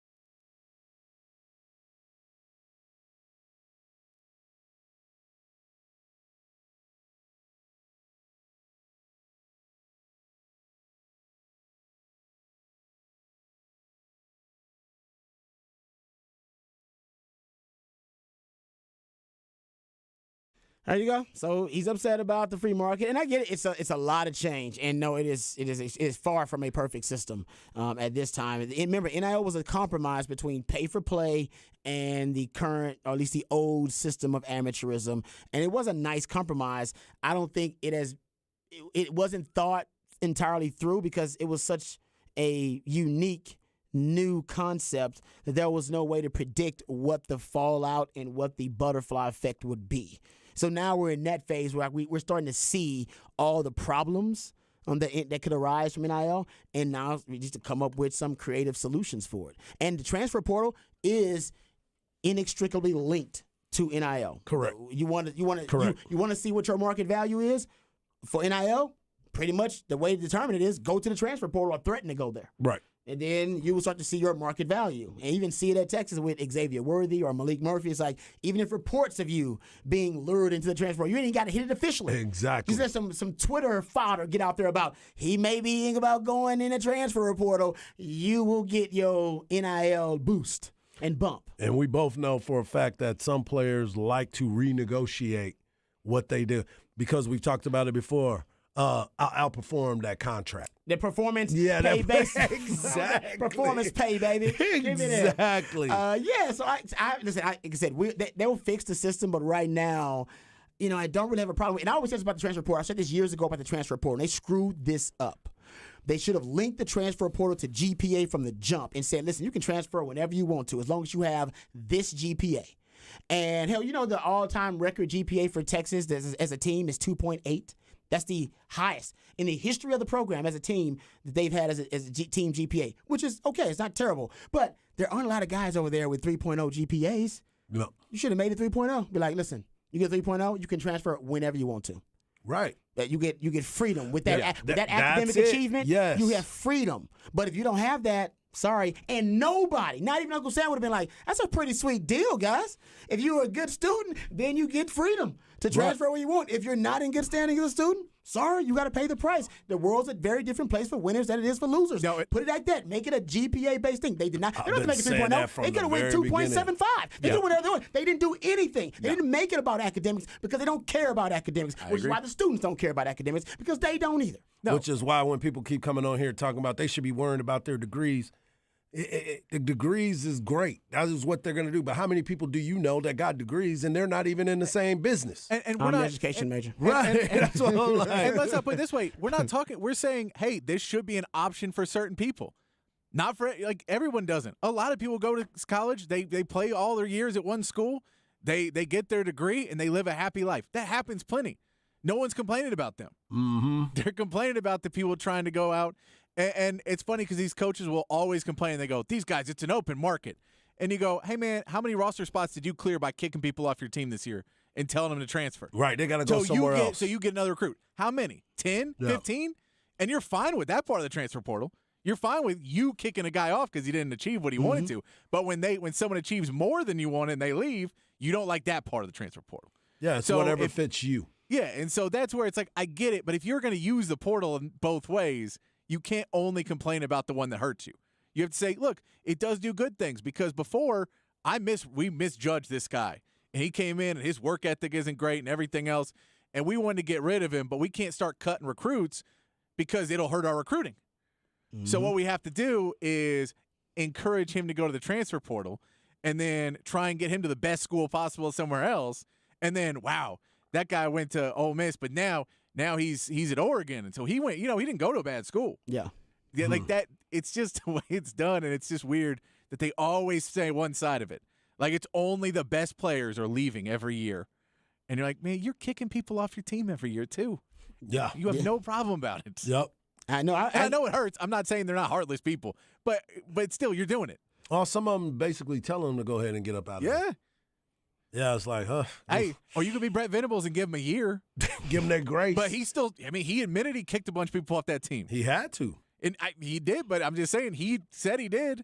He said I gave him a year to tell him to get out. But I got no problem with the players having more rights and really just having more power in this situation. They haven't had power for a long time when it comes to the college athletics, and now they do. I think it's a little unsettling. Yep. For the coaches. They don't like it. It's unsettling to see your guys driving up in really nice cars like that, throwing around the money. I think it's a little unsettling for them. But you can't pick and choose, what you like about the new era of NIL and the transfer portal. We call it the free market hitting college sports, but I don't know if the coaches understood that. I think they thought it was just, that's a trendy term. No, it was a warning. And they thought it's a free market hitting coming. No, it was a warning. The free market is coming. All right, and it does not bow for anybody. It's going to completely change the landscape of college sports, and it did in like 2 years. Yep, changed everything. It's not even the same sports anymore at any level for any sports, women or men. No, very true. Very different. Yep. And I got no problem with it. I like it. I think it's good for the players. I do think there's a period of adjustment, and I don't know if it's going to take Uncle Sam doing it, or things settling down in conferences. Never Uncle Sam. In the NCAA, because a lot of people don't want the government involved. They just don't like they don't like the government, federal government coming in and messing with the free market. They don't want that, and I understand that too. I get it. I believe in what you said earlier because I've been saying it for a very, very long time. I think it should be attached to academics. I thought if they really wanted to do it early, if they really wanted to set things right, put it on a GPA scale, 3 years. Once you get to this, you get X amount of dollars on your way. I think you put it in a trust. I think you put it in, did so many different things that they could have done with this. And I think coaches would have agreed to it. I think players would have agreed to it. Coaches would have loved it. Yeah. And it'll be like, oh, well, at least I don't have to worry about him telling them to get to class because he knows there's something at the reward at the end of this deal. And they go out there and they make it about the education because I understand that everybody's talking about, well, they get free education. You know why? Because they can't, like Patrick's point, they can't go straight to the NFL. You saw not Leonard Fournette, Maurice Claret tried to fight it because he wanted to leave after his first year. And they said no. They went to court and they said no. Now all of a sudden they've made this thing so different that now there's options for the players because they knew that there were some things that were wrong. And trust me, from a guy who was on scholarship, it ain't free. Yeah, exactly. It is. Trust me. It is not. Payment is due every day. Every day. Yeah. Payment is due on that scholarship. Free. Give me all of it. When I came back to school after I got done in the NFL, I was on free scholarship then. That was free. Yeah. Shout out to Mac Brown. 'Cause I got back and finished my degree. It took me like a year and a half, and that was the greatest time I've ever had at Texas. It really was. Because I wasn't playing football. I wasn't doing anything. I was just going back to school as a student. I literally was in the front of the class. I was a nerd all over again. It was awesome. It was fantastic. And my point. You actually sat in the front of the class now. I was. But it got to the point where I was actually mature at the time, so I could appreciate the lesson and what was being taught. I was a nerd. Had done the reading, raising my hand. People were like, this guy's so annoying. We are trying to leave. You know what I mean? I was that guy. But to get to that point about the academics, guys these days, listen, if they want to be great students and want to be committed students, they can. By the way, they're way better students than we were. Yeah. They don't have those. No, way better. They come into school already with credits, and they already come in with, ahead of time. They come in early now. Now they get done early. Yeah. They get done with their high school credits. They can graduate like either midway through their senior year or sometimes even after their junior year and coming in early. Yep. So these guys, they're not the same student athletes that we were. I think making it about grades, the NCAA is the one that said doesn't care. Institutions, they care about grades. Yep. The NCAA doesn't care about the academics. They listen. The NCAA watched North Carolina with a decades-long academic fraud scandal where they admitted they had academic fraud, made up classes, everything over 2 decades. Right. NCAA looked into it, talked to North Carolina, who admitted, yes, we have been engaging in academic fraud over decades. And the NCAA looked at it, thought about it, and said, you know what? It is academic fraud, but that is not necessarily an NCAA violation. I'm not making this up. I'm not making this up. It's too crazy to make up. Trust me. Right? I watched it. I watched the special. They were like, yeah. Rashad McCants. He was like, yeah, I don't even know what class it was that I was supposed to be making up classes over there? But I was in the basketball gym every day. So I don't know why they didn't. They missed an opportunity. The NCAA missed a lot of opportunities. They missed an opportunity with the transfer portal. That was a perfect way to regulate it. Yep. Perfect way. Nobody can argue with students in good academic standing. Agree. Freedom, right? Yep. I agree. And you can't say that I'm restricting you when your grades, if your grades were at a certain point, then you would get the same freedom too.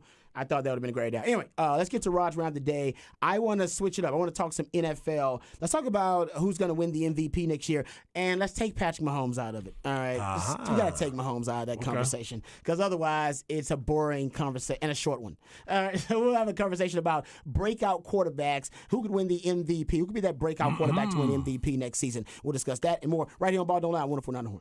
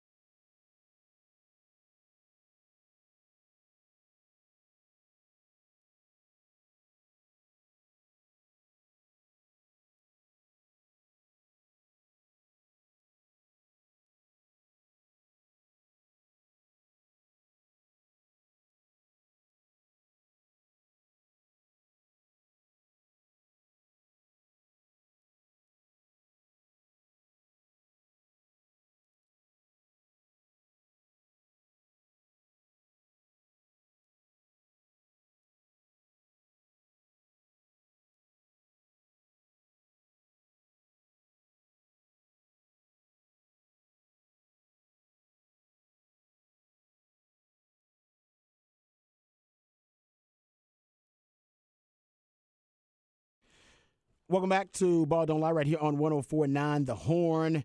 I was doing some rabbit holing earlier this week, thinking about the NFL MVP, and I was just thinking about who could be the kind of the breakout player to win MVP. First of all, breakout quarterback.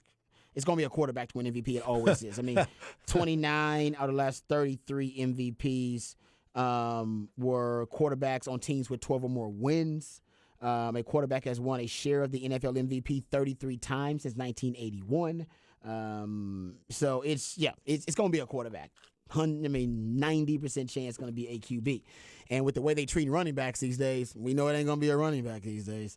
So maybe Justin Jefferson's got a shot. He did win Offensive Player of the Year last year. And is a 99 rating on the Madden. Boom. All right, but getting to it, we take Patrick Mahomes out of the conversation. Let's just take him out of it. That makes it a little too easy to say that, Patrick Mahomes can win MVP again, because he could. But usually they're a little reluctant to give it to a player back-to-back years unless they're just otherworldly, extraordinary, and he could certainly do that because Patrick Mahomes is in that rarefied era.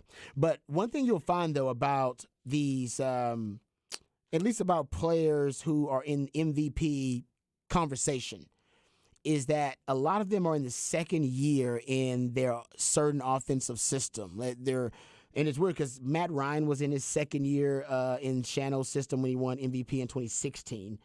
Remember, Carson Wentz was on this way to winning an MVP his second year in the season with Doug Peterson, and then everything went to hell for him and Nick Foles. Big blank Nick.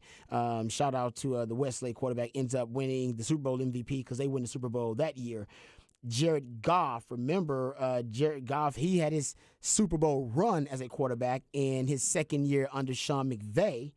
Patrick Mahomes, 2018, breakout year, won the MVP. Remember, obviously, Jared Goff didn't win MVP that year, but he was actually in the conversation, and he ended up going to a Super Bowl that year. Patrick Mahomes in 2018, he wins MVP, has his breakout year with Andy Reid. That was his second year under Andy Reid as a starting quarterback in the NFL. Or it's his second year, and he was his first year as a starter, as the mainline starter for them. Lamar Jackson won the MVP his second season with Baltimore, but Greg Roman actually, that was his first season under Greg Roman. So that's a little bit of that one's actually kind of breaks the trend.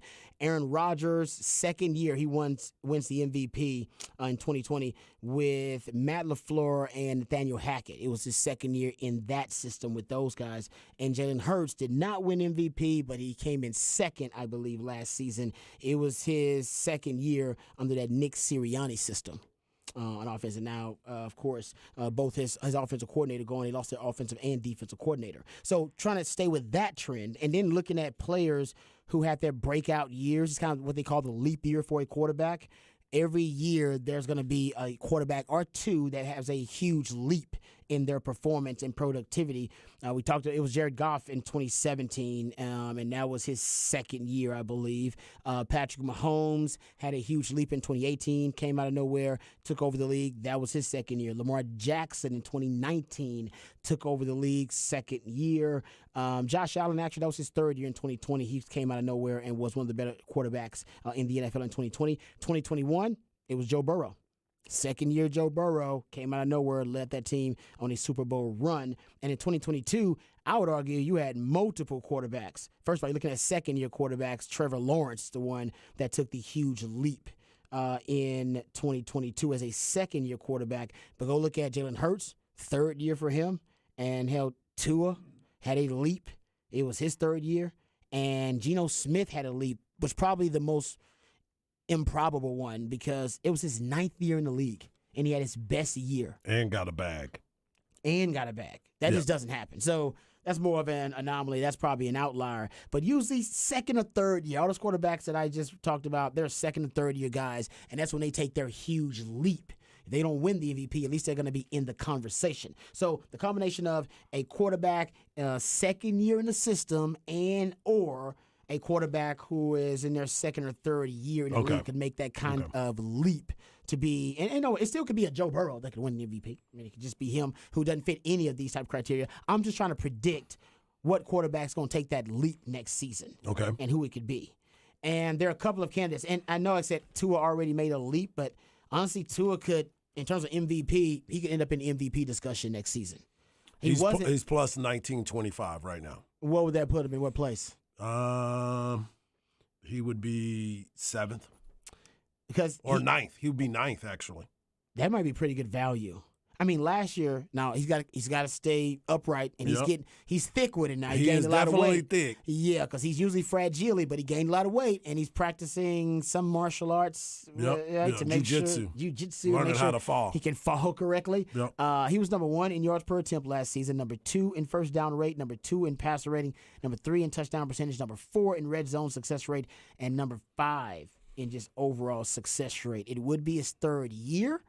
So that kind of fits the trend. It's his 2nd year under Mike McDaniel in a new system, so that fits the trend. He's got to stay healthy, and he's got the best duo of wide receivers in the league. Fastest for sure. Fastest, and like I said, fastest, no doubt. They're one of the best duos in the league, depending on how you want to look at it. Yep.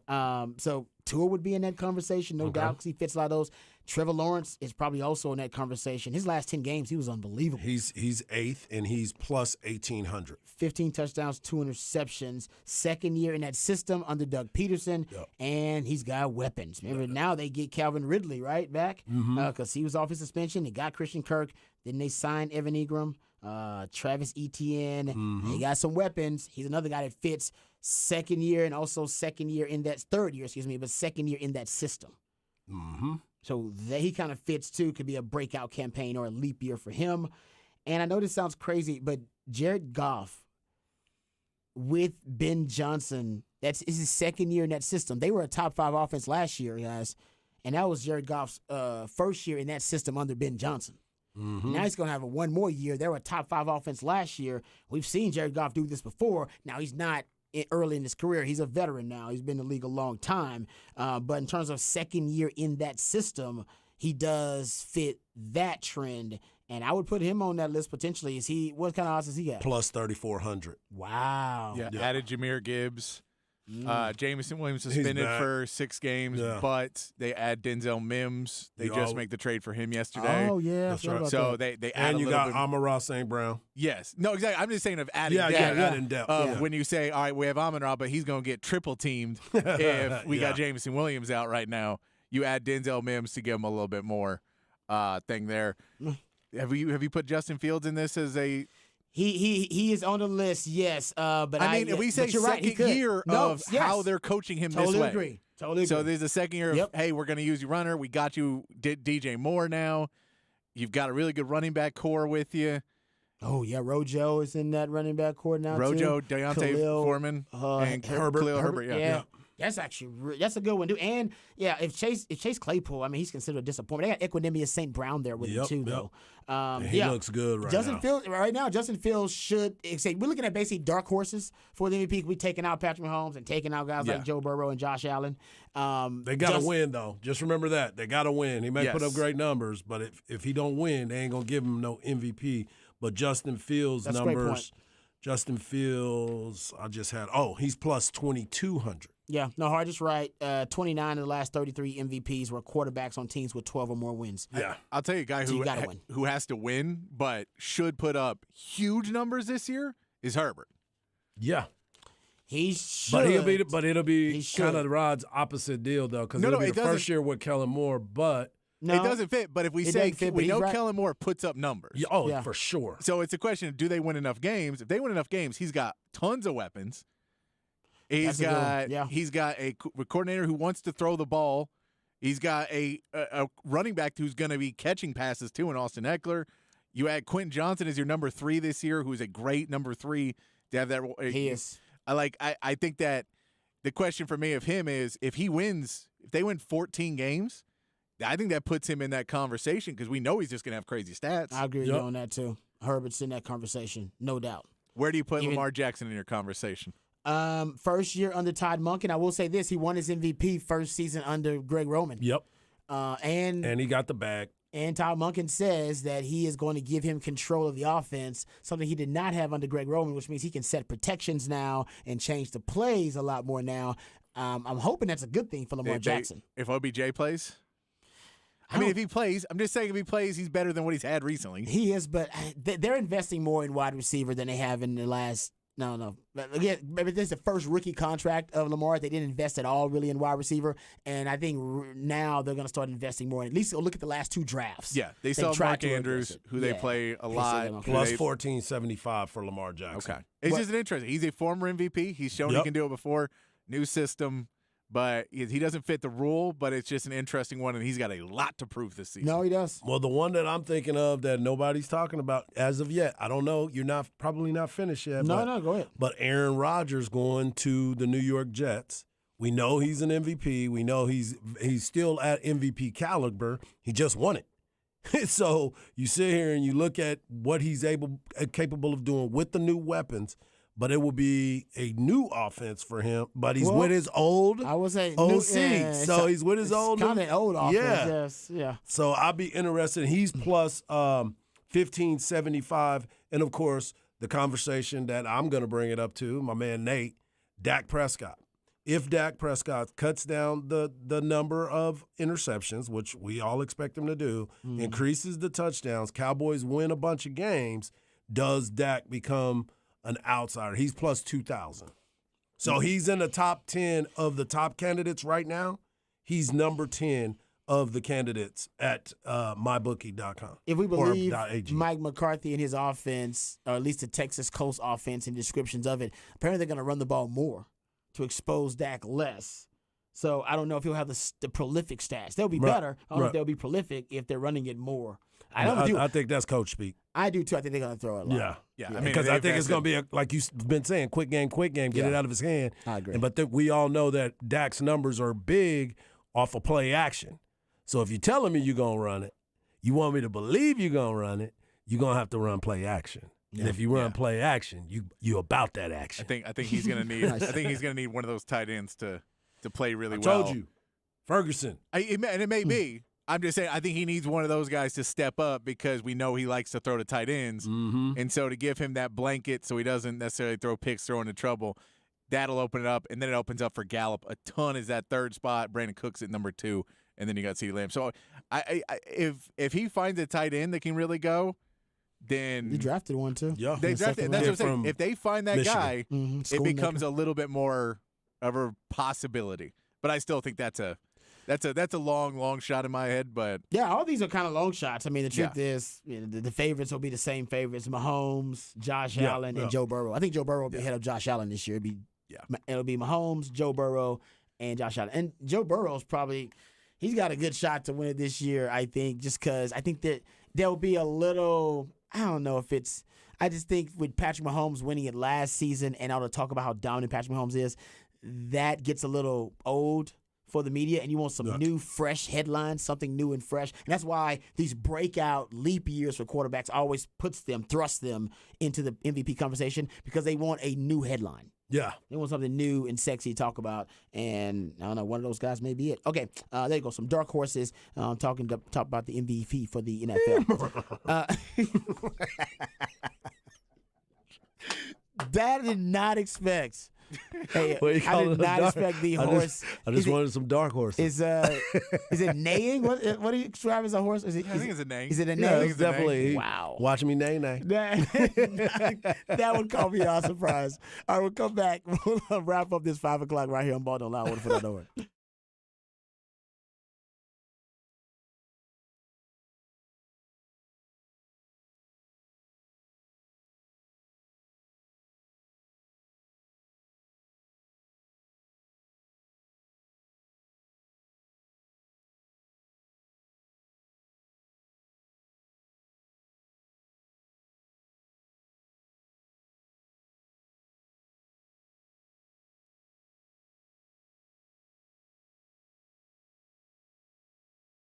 Mike Hart here, and I want to talk to you about my friends over at the League Kitchen and Tavern. You know what today is? I bet you do. It is Prime Thursday. Prime to wine. And make sure you go over there and enjoy some slow-roasted whole ribeye and with rosemary au jus. That's right. Get over there and make a reservation right now.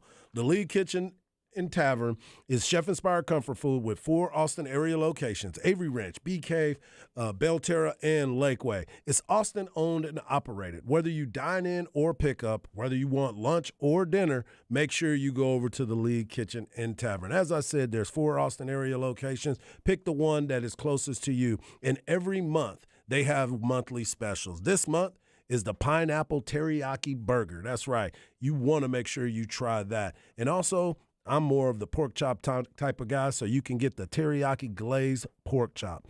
Make sure you go to the League Kitchen and Tavern. You can go online and check it out yourself. You can make reservations, but most importantly, just go and enjoy yourself. Lunch and dinner are just around the corner from you. You can browse the menu and monthly specials online at leaguekitchen.com. That is leaguekitchen.com.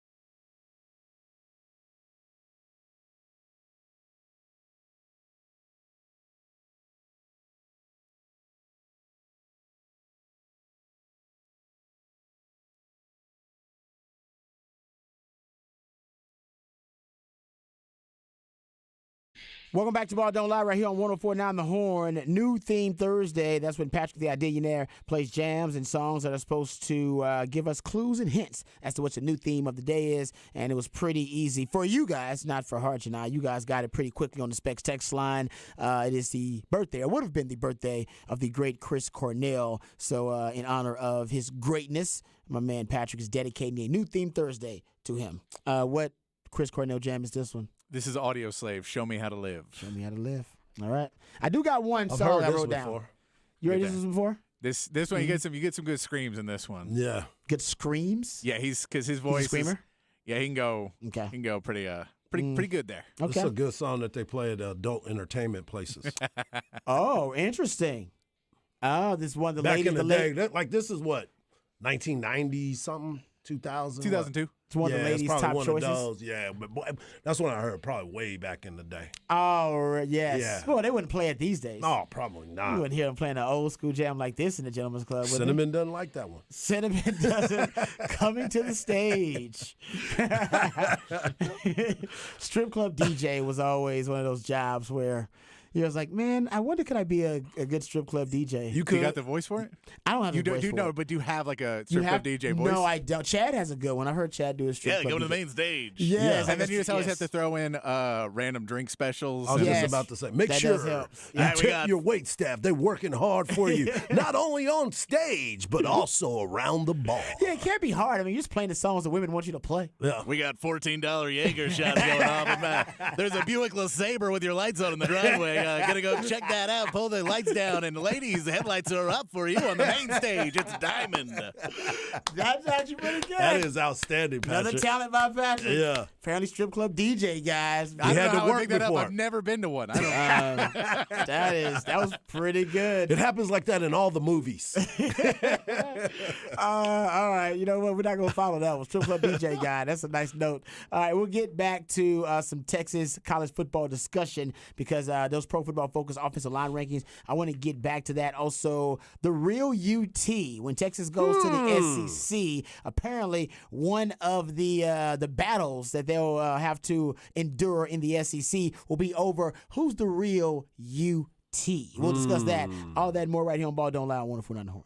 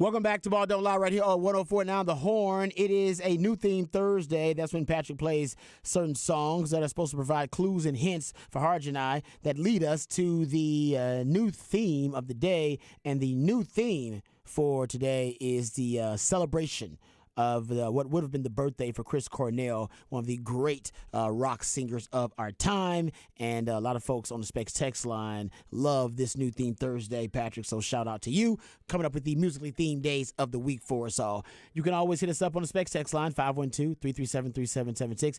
He's belting thing. He's belting in this one. He's belting it. This is some solo Chris Cornell. Oh, I can tell. Man. Okay, what's the name of this one? Sun Shower. Sun Shower. All right. There you go. Certainly extremely, extraordinarily talented individual. So I apologize. What's that meme out there was, I wasn't familiar with your skills? Shaq meme? Shaq, I apologize. I was not familiar with your skills. That's how I feel. That's how I feel right now, too. It's like, I apologize. I wasn't familiar My with your bad, skills. people. Okay. We got a couple of topics that I want to get to here in this segment. First, the Caden Stearns tweet, and we'll get to these Pro Football Focus offensive line rankings. For those who didn't see, and shout out to my man CB because he put it out there. And he brought it to my attention, I should say. So Caden Stearns was responding to a tweet from my man Doc at Doc_Texas, who threw out a question about who had a better freshman season between Caden Stearns and Xavier Worthy. And Caden Stearns responded saying, I'd say X for sure. He broke all types of records. If I'm being honest, ... I still live in a world of regret for not playing how I should have at Texas. With that said, ... give me a better coaching and strength staff when I'm there, and I would have had a field day. Emoji blowing a little smoke. Wow.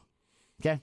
It's a little shot at Tom Herman and that strength staff that they didn't get him right. I will say, he had one of the greatest freshman seasons in the history of Texas football, and he did regress. Now, it is hard for him to continue to improve and, on that performance, considering how good of a season his freshman season was. But he didn't even really remain consistent with that performance.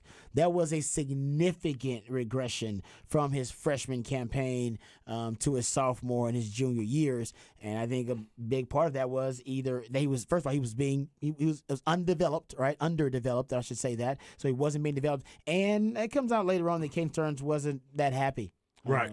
Here at Texas, and with his teammates, he was happy. But there was a certain situation where the Eyes of Texas happened, and he made a statement about the Eyes of Texas. Longhorn fans didn't appreciate it. At least some of them didn't appreciate it. So I think Caden Stearns was ready to leave by the time he decided to declare for the NFL draft. But make no mistake about it, and he's right about having that regret, because if you looked at his freshman season and then started projecting him as a player, you'd have thought we were watching the start of the greatest career in the history of DBU. Yep. That's how it started. Now, that's not how it ended. No, it was not. It was not. On social media, they have that, this is how it started, this is how it ended.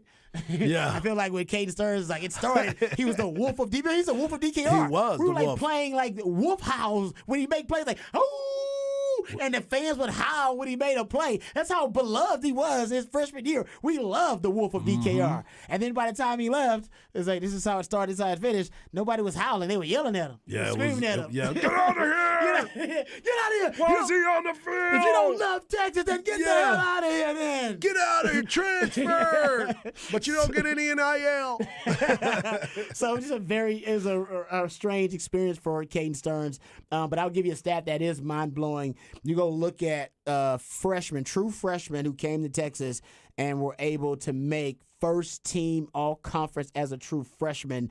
Based on my research, I only found 3 of them. Okay. Earl Campbell, Caden Stearns, and Xavier Worthy. Like it. Earl Campbell, Caden Stearns, and Xavier Worthy. Now, Kelvin Banks should have made it last year.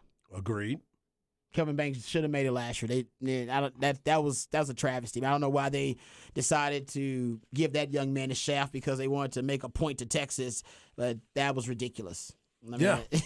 He definitely should have made it. He didn't. He was a second-team all Big 12 offensive lineman, which nothing to sneeze at. That's still really impressive. But considering he went up against, I would say he only gave up 4 sacks all year. I think that is correct. I think I'll that get the is stats. what I I have them in remember my too. stack of notes here. I'll get the stats. But, Told y'all he had notes. no, I wrote it down because it's just mind blowing how good he was as a player. But he should have gotten it. And honestly, the truth is, and I think we all know this, but I think Longhorn fans are happy it didn't happen. Bijan Robinson, if he would have been given the opportunity and been given the ball as a true freshman, he would have been a first-team Big 12. As a true freshman, he was given the ball from the jump and was named the starter, which he should have been. He would have been given, because, by the way, I wouldn't shout Keontae Ingram was the starter. Was that the starter? Keontae starter. So I'm not Keontae hating was on Keontae Ingram. Keontae Ingram was a good player. Hell, He's in the league. Got drafted, to Yeah. play in the league. Good Yep. player. But Bijan Robinson was transcendent. Yep. So he was a prodigy. So honestly, Bijan probably should have been starting now in retrospect. Crazy to say that, but he would have made it on that list too. Okay, here's Kelvin Banks. Here's my Kelvin Banks stat. So Kelvin Banks, 13 starts. He allowed 2 sacks. So I was wrong. 2 sacks. Oh, my bad. That was it. Yeah, he allowed 2 sacks. That was all. 12 pressures total. And you go look, and that was versus. You go look at it overall. Him as a player versus those elite pass rushers, the 4 first-round picks from last season. He allowed 0 sacks versus that group, and 4 total pressures with 0 penalties.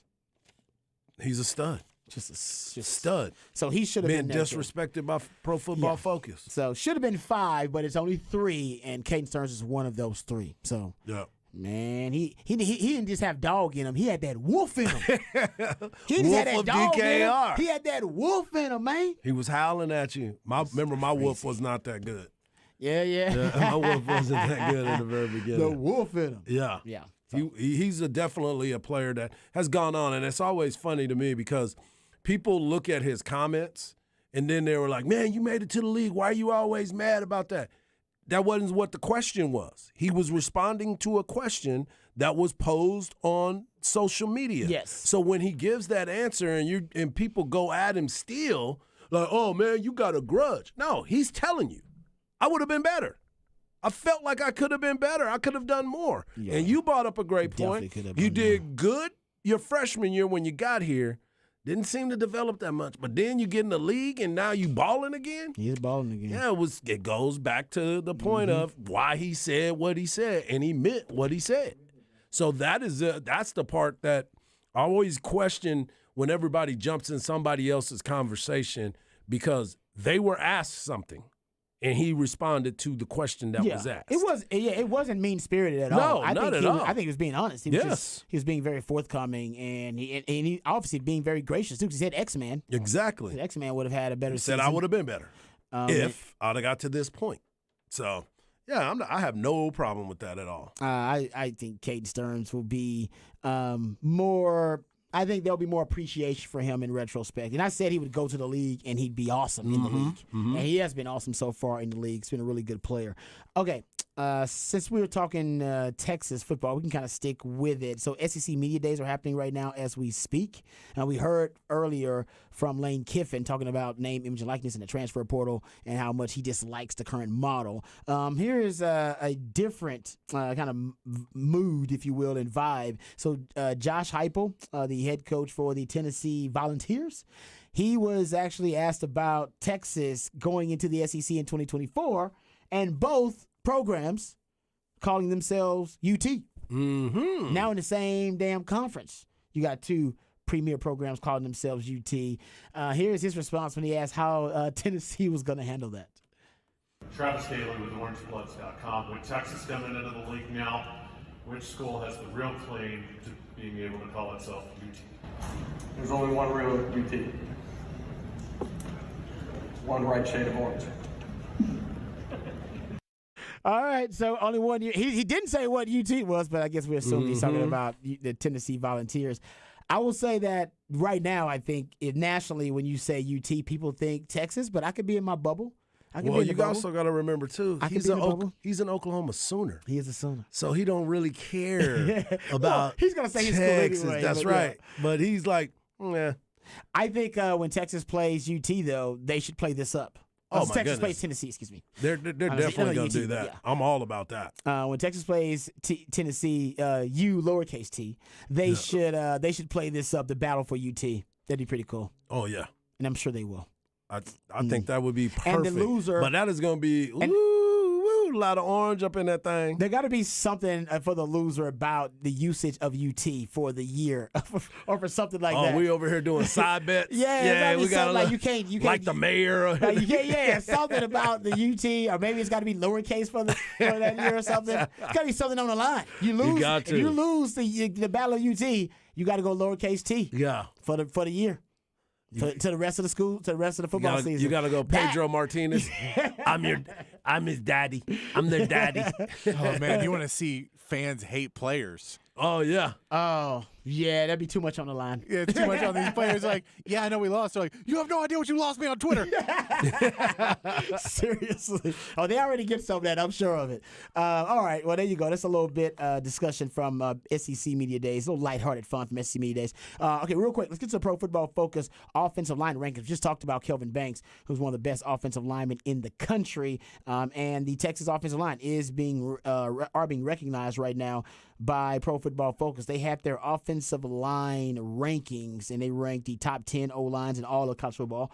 It's Max Chadwick, I believe, is the analyst here. He ranks Michigan number 1. He's got Georgia, the Bulldogs, number 2. He's got Oregon State, number 3. He's got Bama, Texas opponent in week 2, at number 4. USC Trojans at 5. At 6, Notre Dame Fighting Irish. And at 7, them Texas Longhorns. That's right. Mm-hmm. So he says the Longhorns, how about this? He says Longhorns are the only school on this list, on their top 10 list, that returns all 5 starters from a year ago. They said the unit did score a relatively low Pro Football Focus grade of 73rd in the country, 61.6.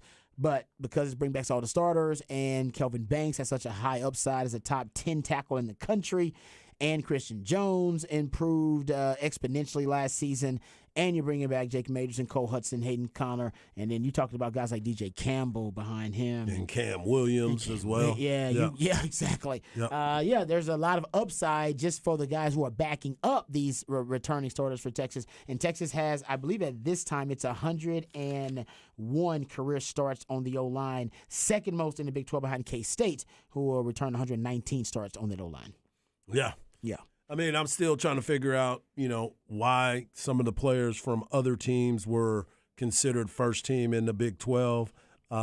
When you start looking at the Texas offense and you look at the experience that they bring back, you went through the numbers earlier in the show. It is an impressive group, and it's the first time in a very long time that you can actually say that you have that many returning players on the offensive line. And then you also bring in the depth that you have. They didn't lose anybody in the depth department either. No. So that's another notch in the belt of Coach Sark by being able to not only recruit well on the offensive line and defensive line for that matter, but you're also bringing in more players that continue to want to be a part of that group as well. No, I totally agree with you. And Christian Jones is the only senior on the 2 deep. Yeah. They only got one senior on the 2 deep. It's Christian Jones. Great call. Wow. Yeah. That O-line, and they're stockpiling thanks to the Pancake Factory and Kyle Flood doing a great job of recruiting and developing these guys. Texas should have a really good O-line for years to come, leading up into the time they head to the SEC. Speaking of, shout out to my man CJ Vogel of Football Brainiacs. You had him on as a guest on Harsh Knock Life. He does a really good job, and you can follow him via Twitter. He is worth the follow if you're a Longhorn fan, Longhorn football fan. He's at CJ Vogel TFB, the Football Brainiacs, what it stands for. So you can go check it out for yourself. Like I said, it's worth a follow. He put out a graphic earlier this week, like I said, at his Twitter account, at CJVogel_TFB. And basically, it's titled Who Has the Beef?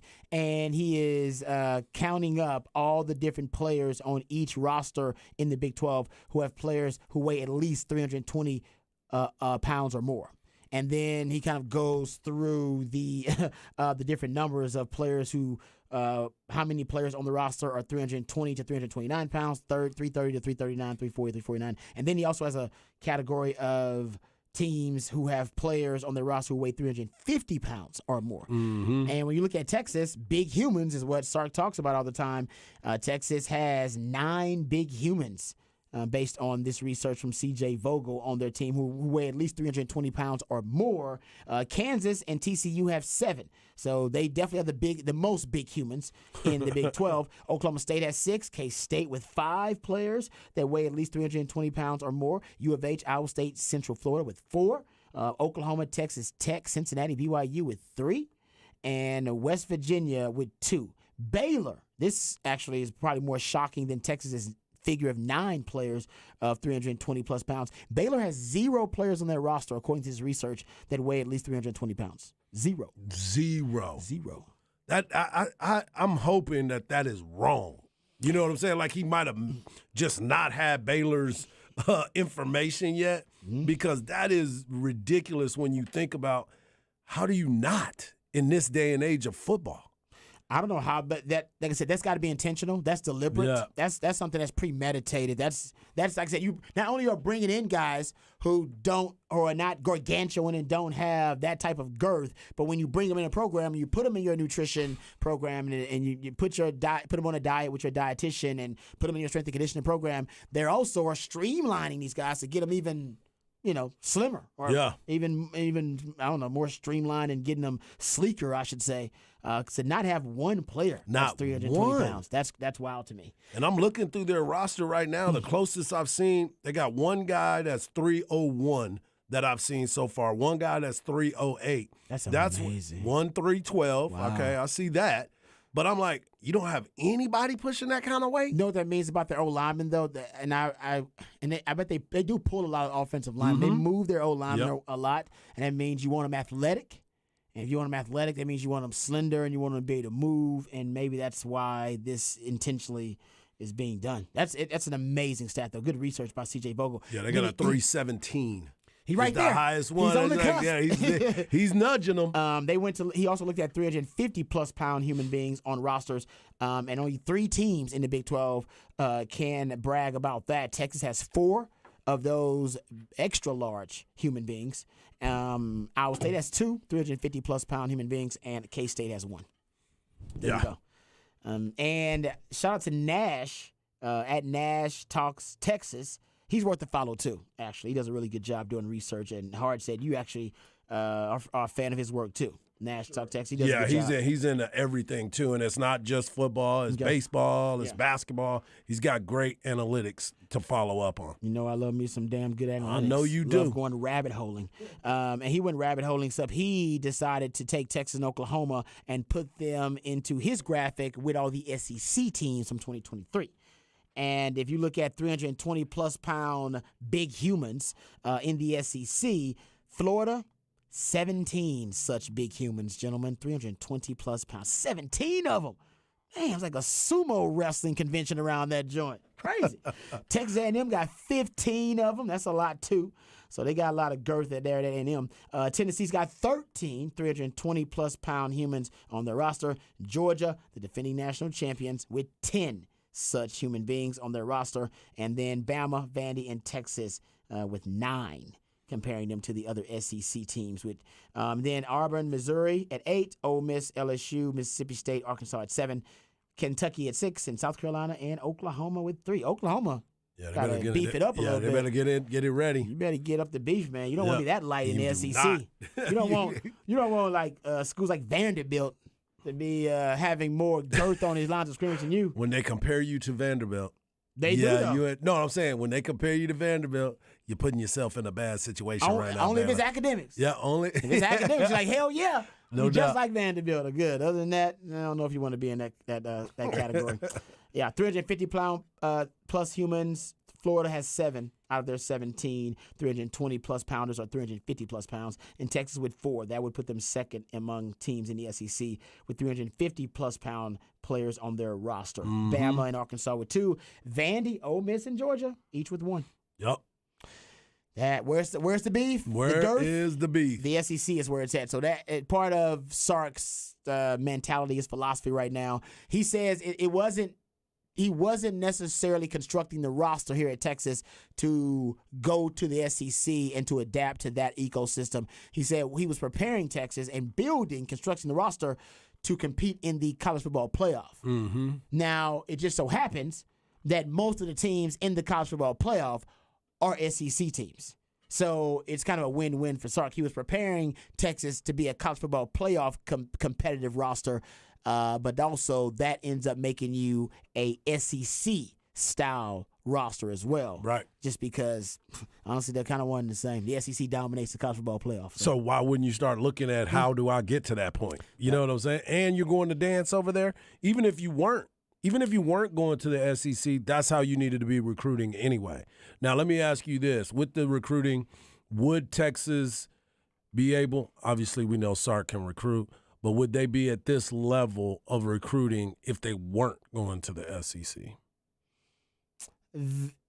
I think Texas – yeah, I think Texas could. I'm not going to say they would. It's definitely giving them a little bit of a bump. For sure. It's helped out a little bit. But the NIL transfer portal era, I'm going to say Texas still would have been doing pretty damn good. Open Doors, who follows and tracks all these NIL transactions, they say that Texas has the number one NIL compensation program in the country right now.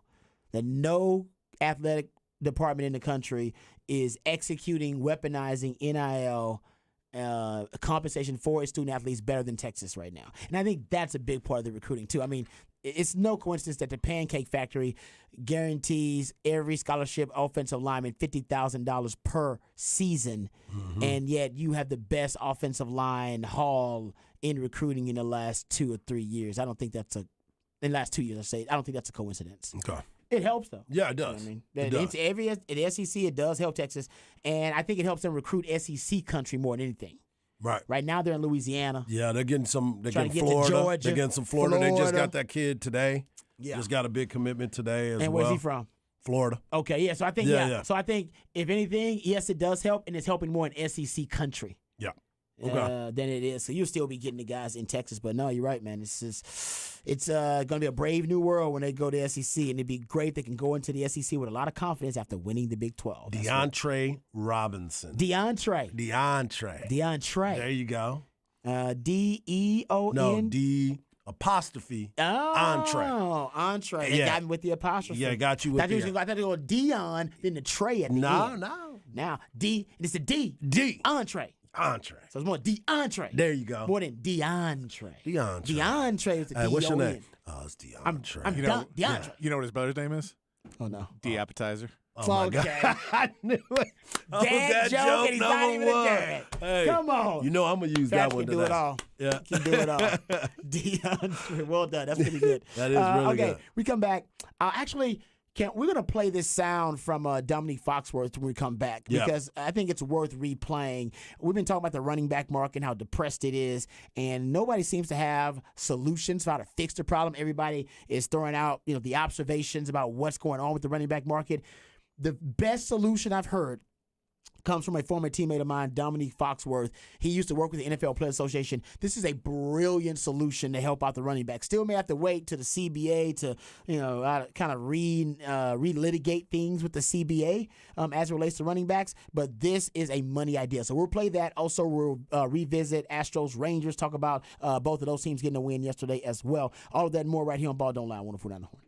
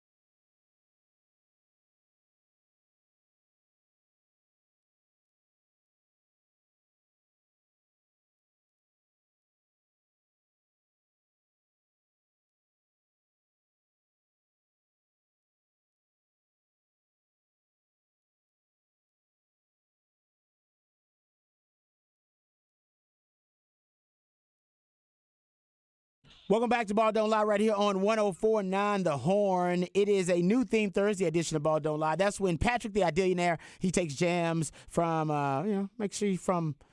actually inspired for some reason or another. We don't actually know how and what my man Patrick is thinking. But the clues are in the songs, and they're supposed to give us the actual clues and hints that lead us to the new theme of New Theme Thursday. And this New Theme Thursday is all about a dedication to Chris Cornell. It would have been Chris Cornell's birthday, one of the greatest rock singers of our time. And that's what I learned today. And this right here, he's playing with Santana on this track, doing a cover of Led Zeppelin.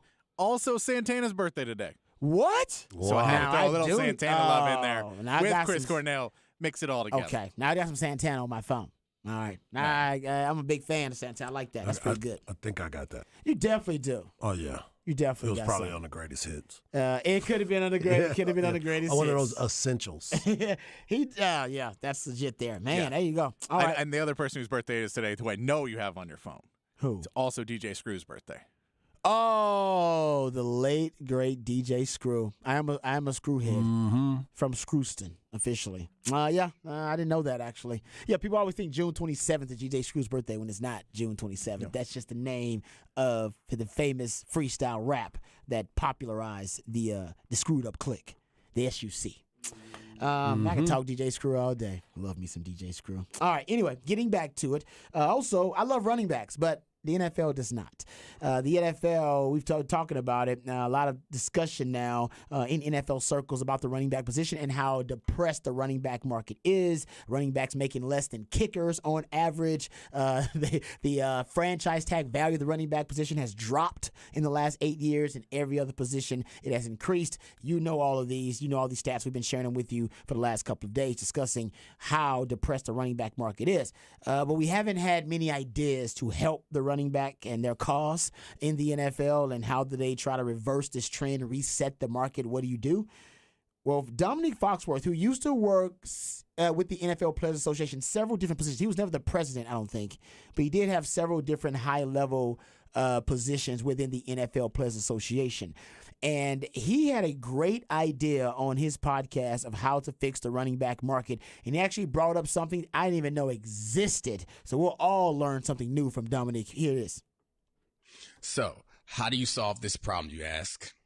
You didn't ask that, but I know you were thinking it. I am. All right. So there's a pool of money that I don't think many people know about called the performance-based pay pool. I had never heard of this Yeah. until 20 minutes ago. Yeah, so performance-based pay pool is a lump sum of money that the league has set aside to compensate players who have outperformed their contract. And what tends to happen is it's a player who's a late-round draft pick or something. It's a bunch of players who are late-round draft picks who ends up playing a lot of downs, and they end up getting big checks. I was that guy when I played for the Broncos. I was a third-round pick, a rookie. I ended up playing so much that my performance-based pay was higher than my actual salary. So I got one check that was higher than the whole salary I had all year. So obviously, since I benefited from it and lots of players like that deserve to benefit from it, my argument is not that we should take that away from them, but that pool is $336 million. Crazy. In 2019, it was $230 million.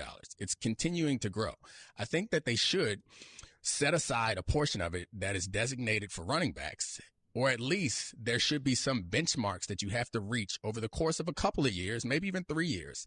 If you meet these performance benchmarks and these playtime benchmarks, then you unlock this performance-based pay bonus that is only payable to running backs who've reached these benchmarks.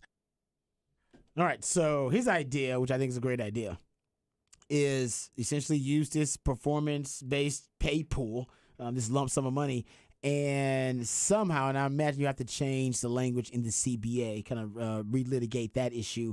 But yeah, make it a performance-based or incentive-based structure for the running backs. And within a certain time frame, if they reach these limits or at least these thresholds, these statistical thresholds in whatever criteria they set, then you can get some extra pay. The problem with running backs is they peak too early. Based on the new CBA and everything happens, basically most running backs are peaking during their rookie year. They're peaking during their rookie contract, I should say. Top 12 running backs in yards per carry last season, 8 on rookie contracts.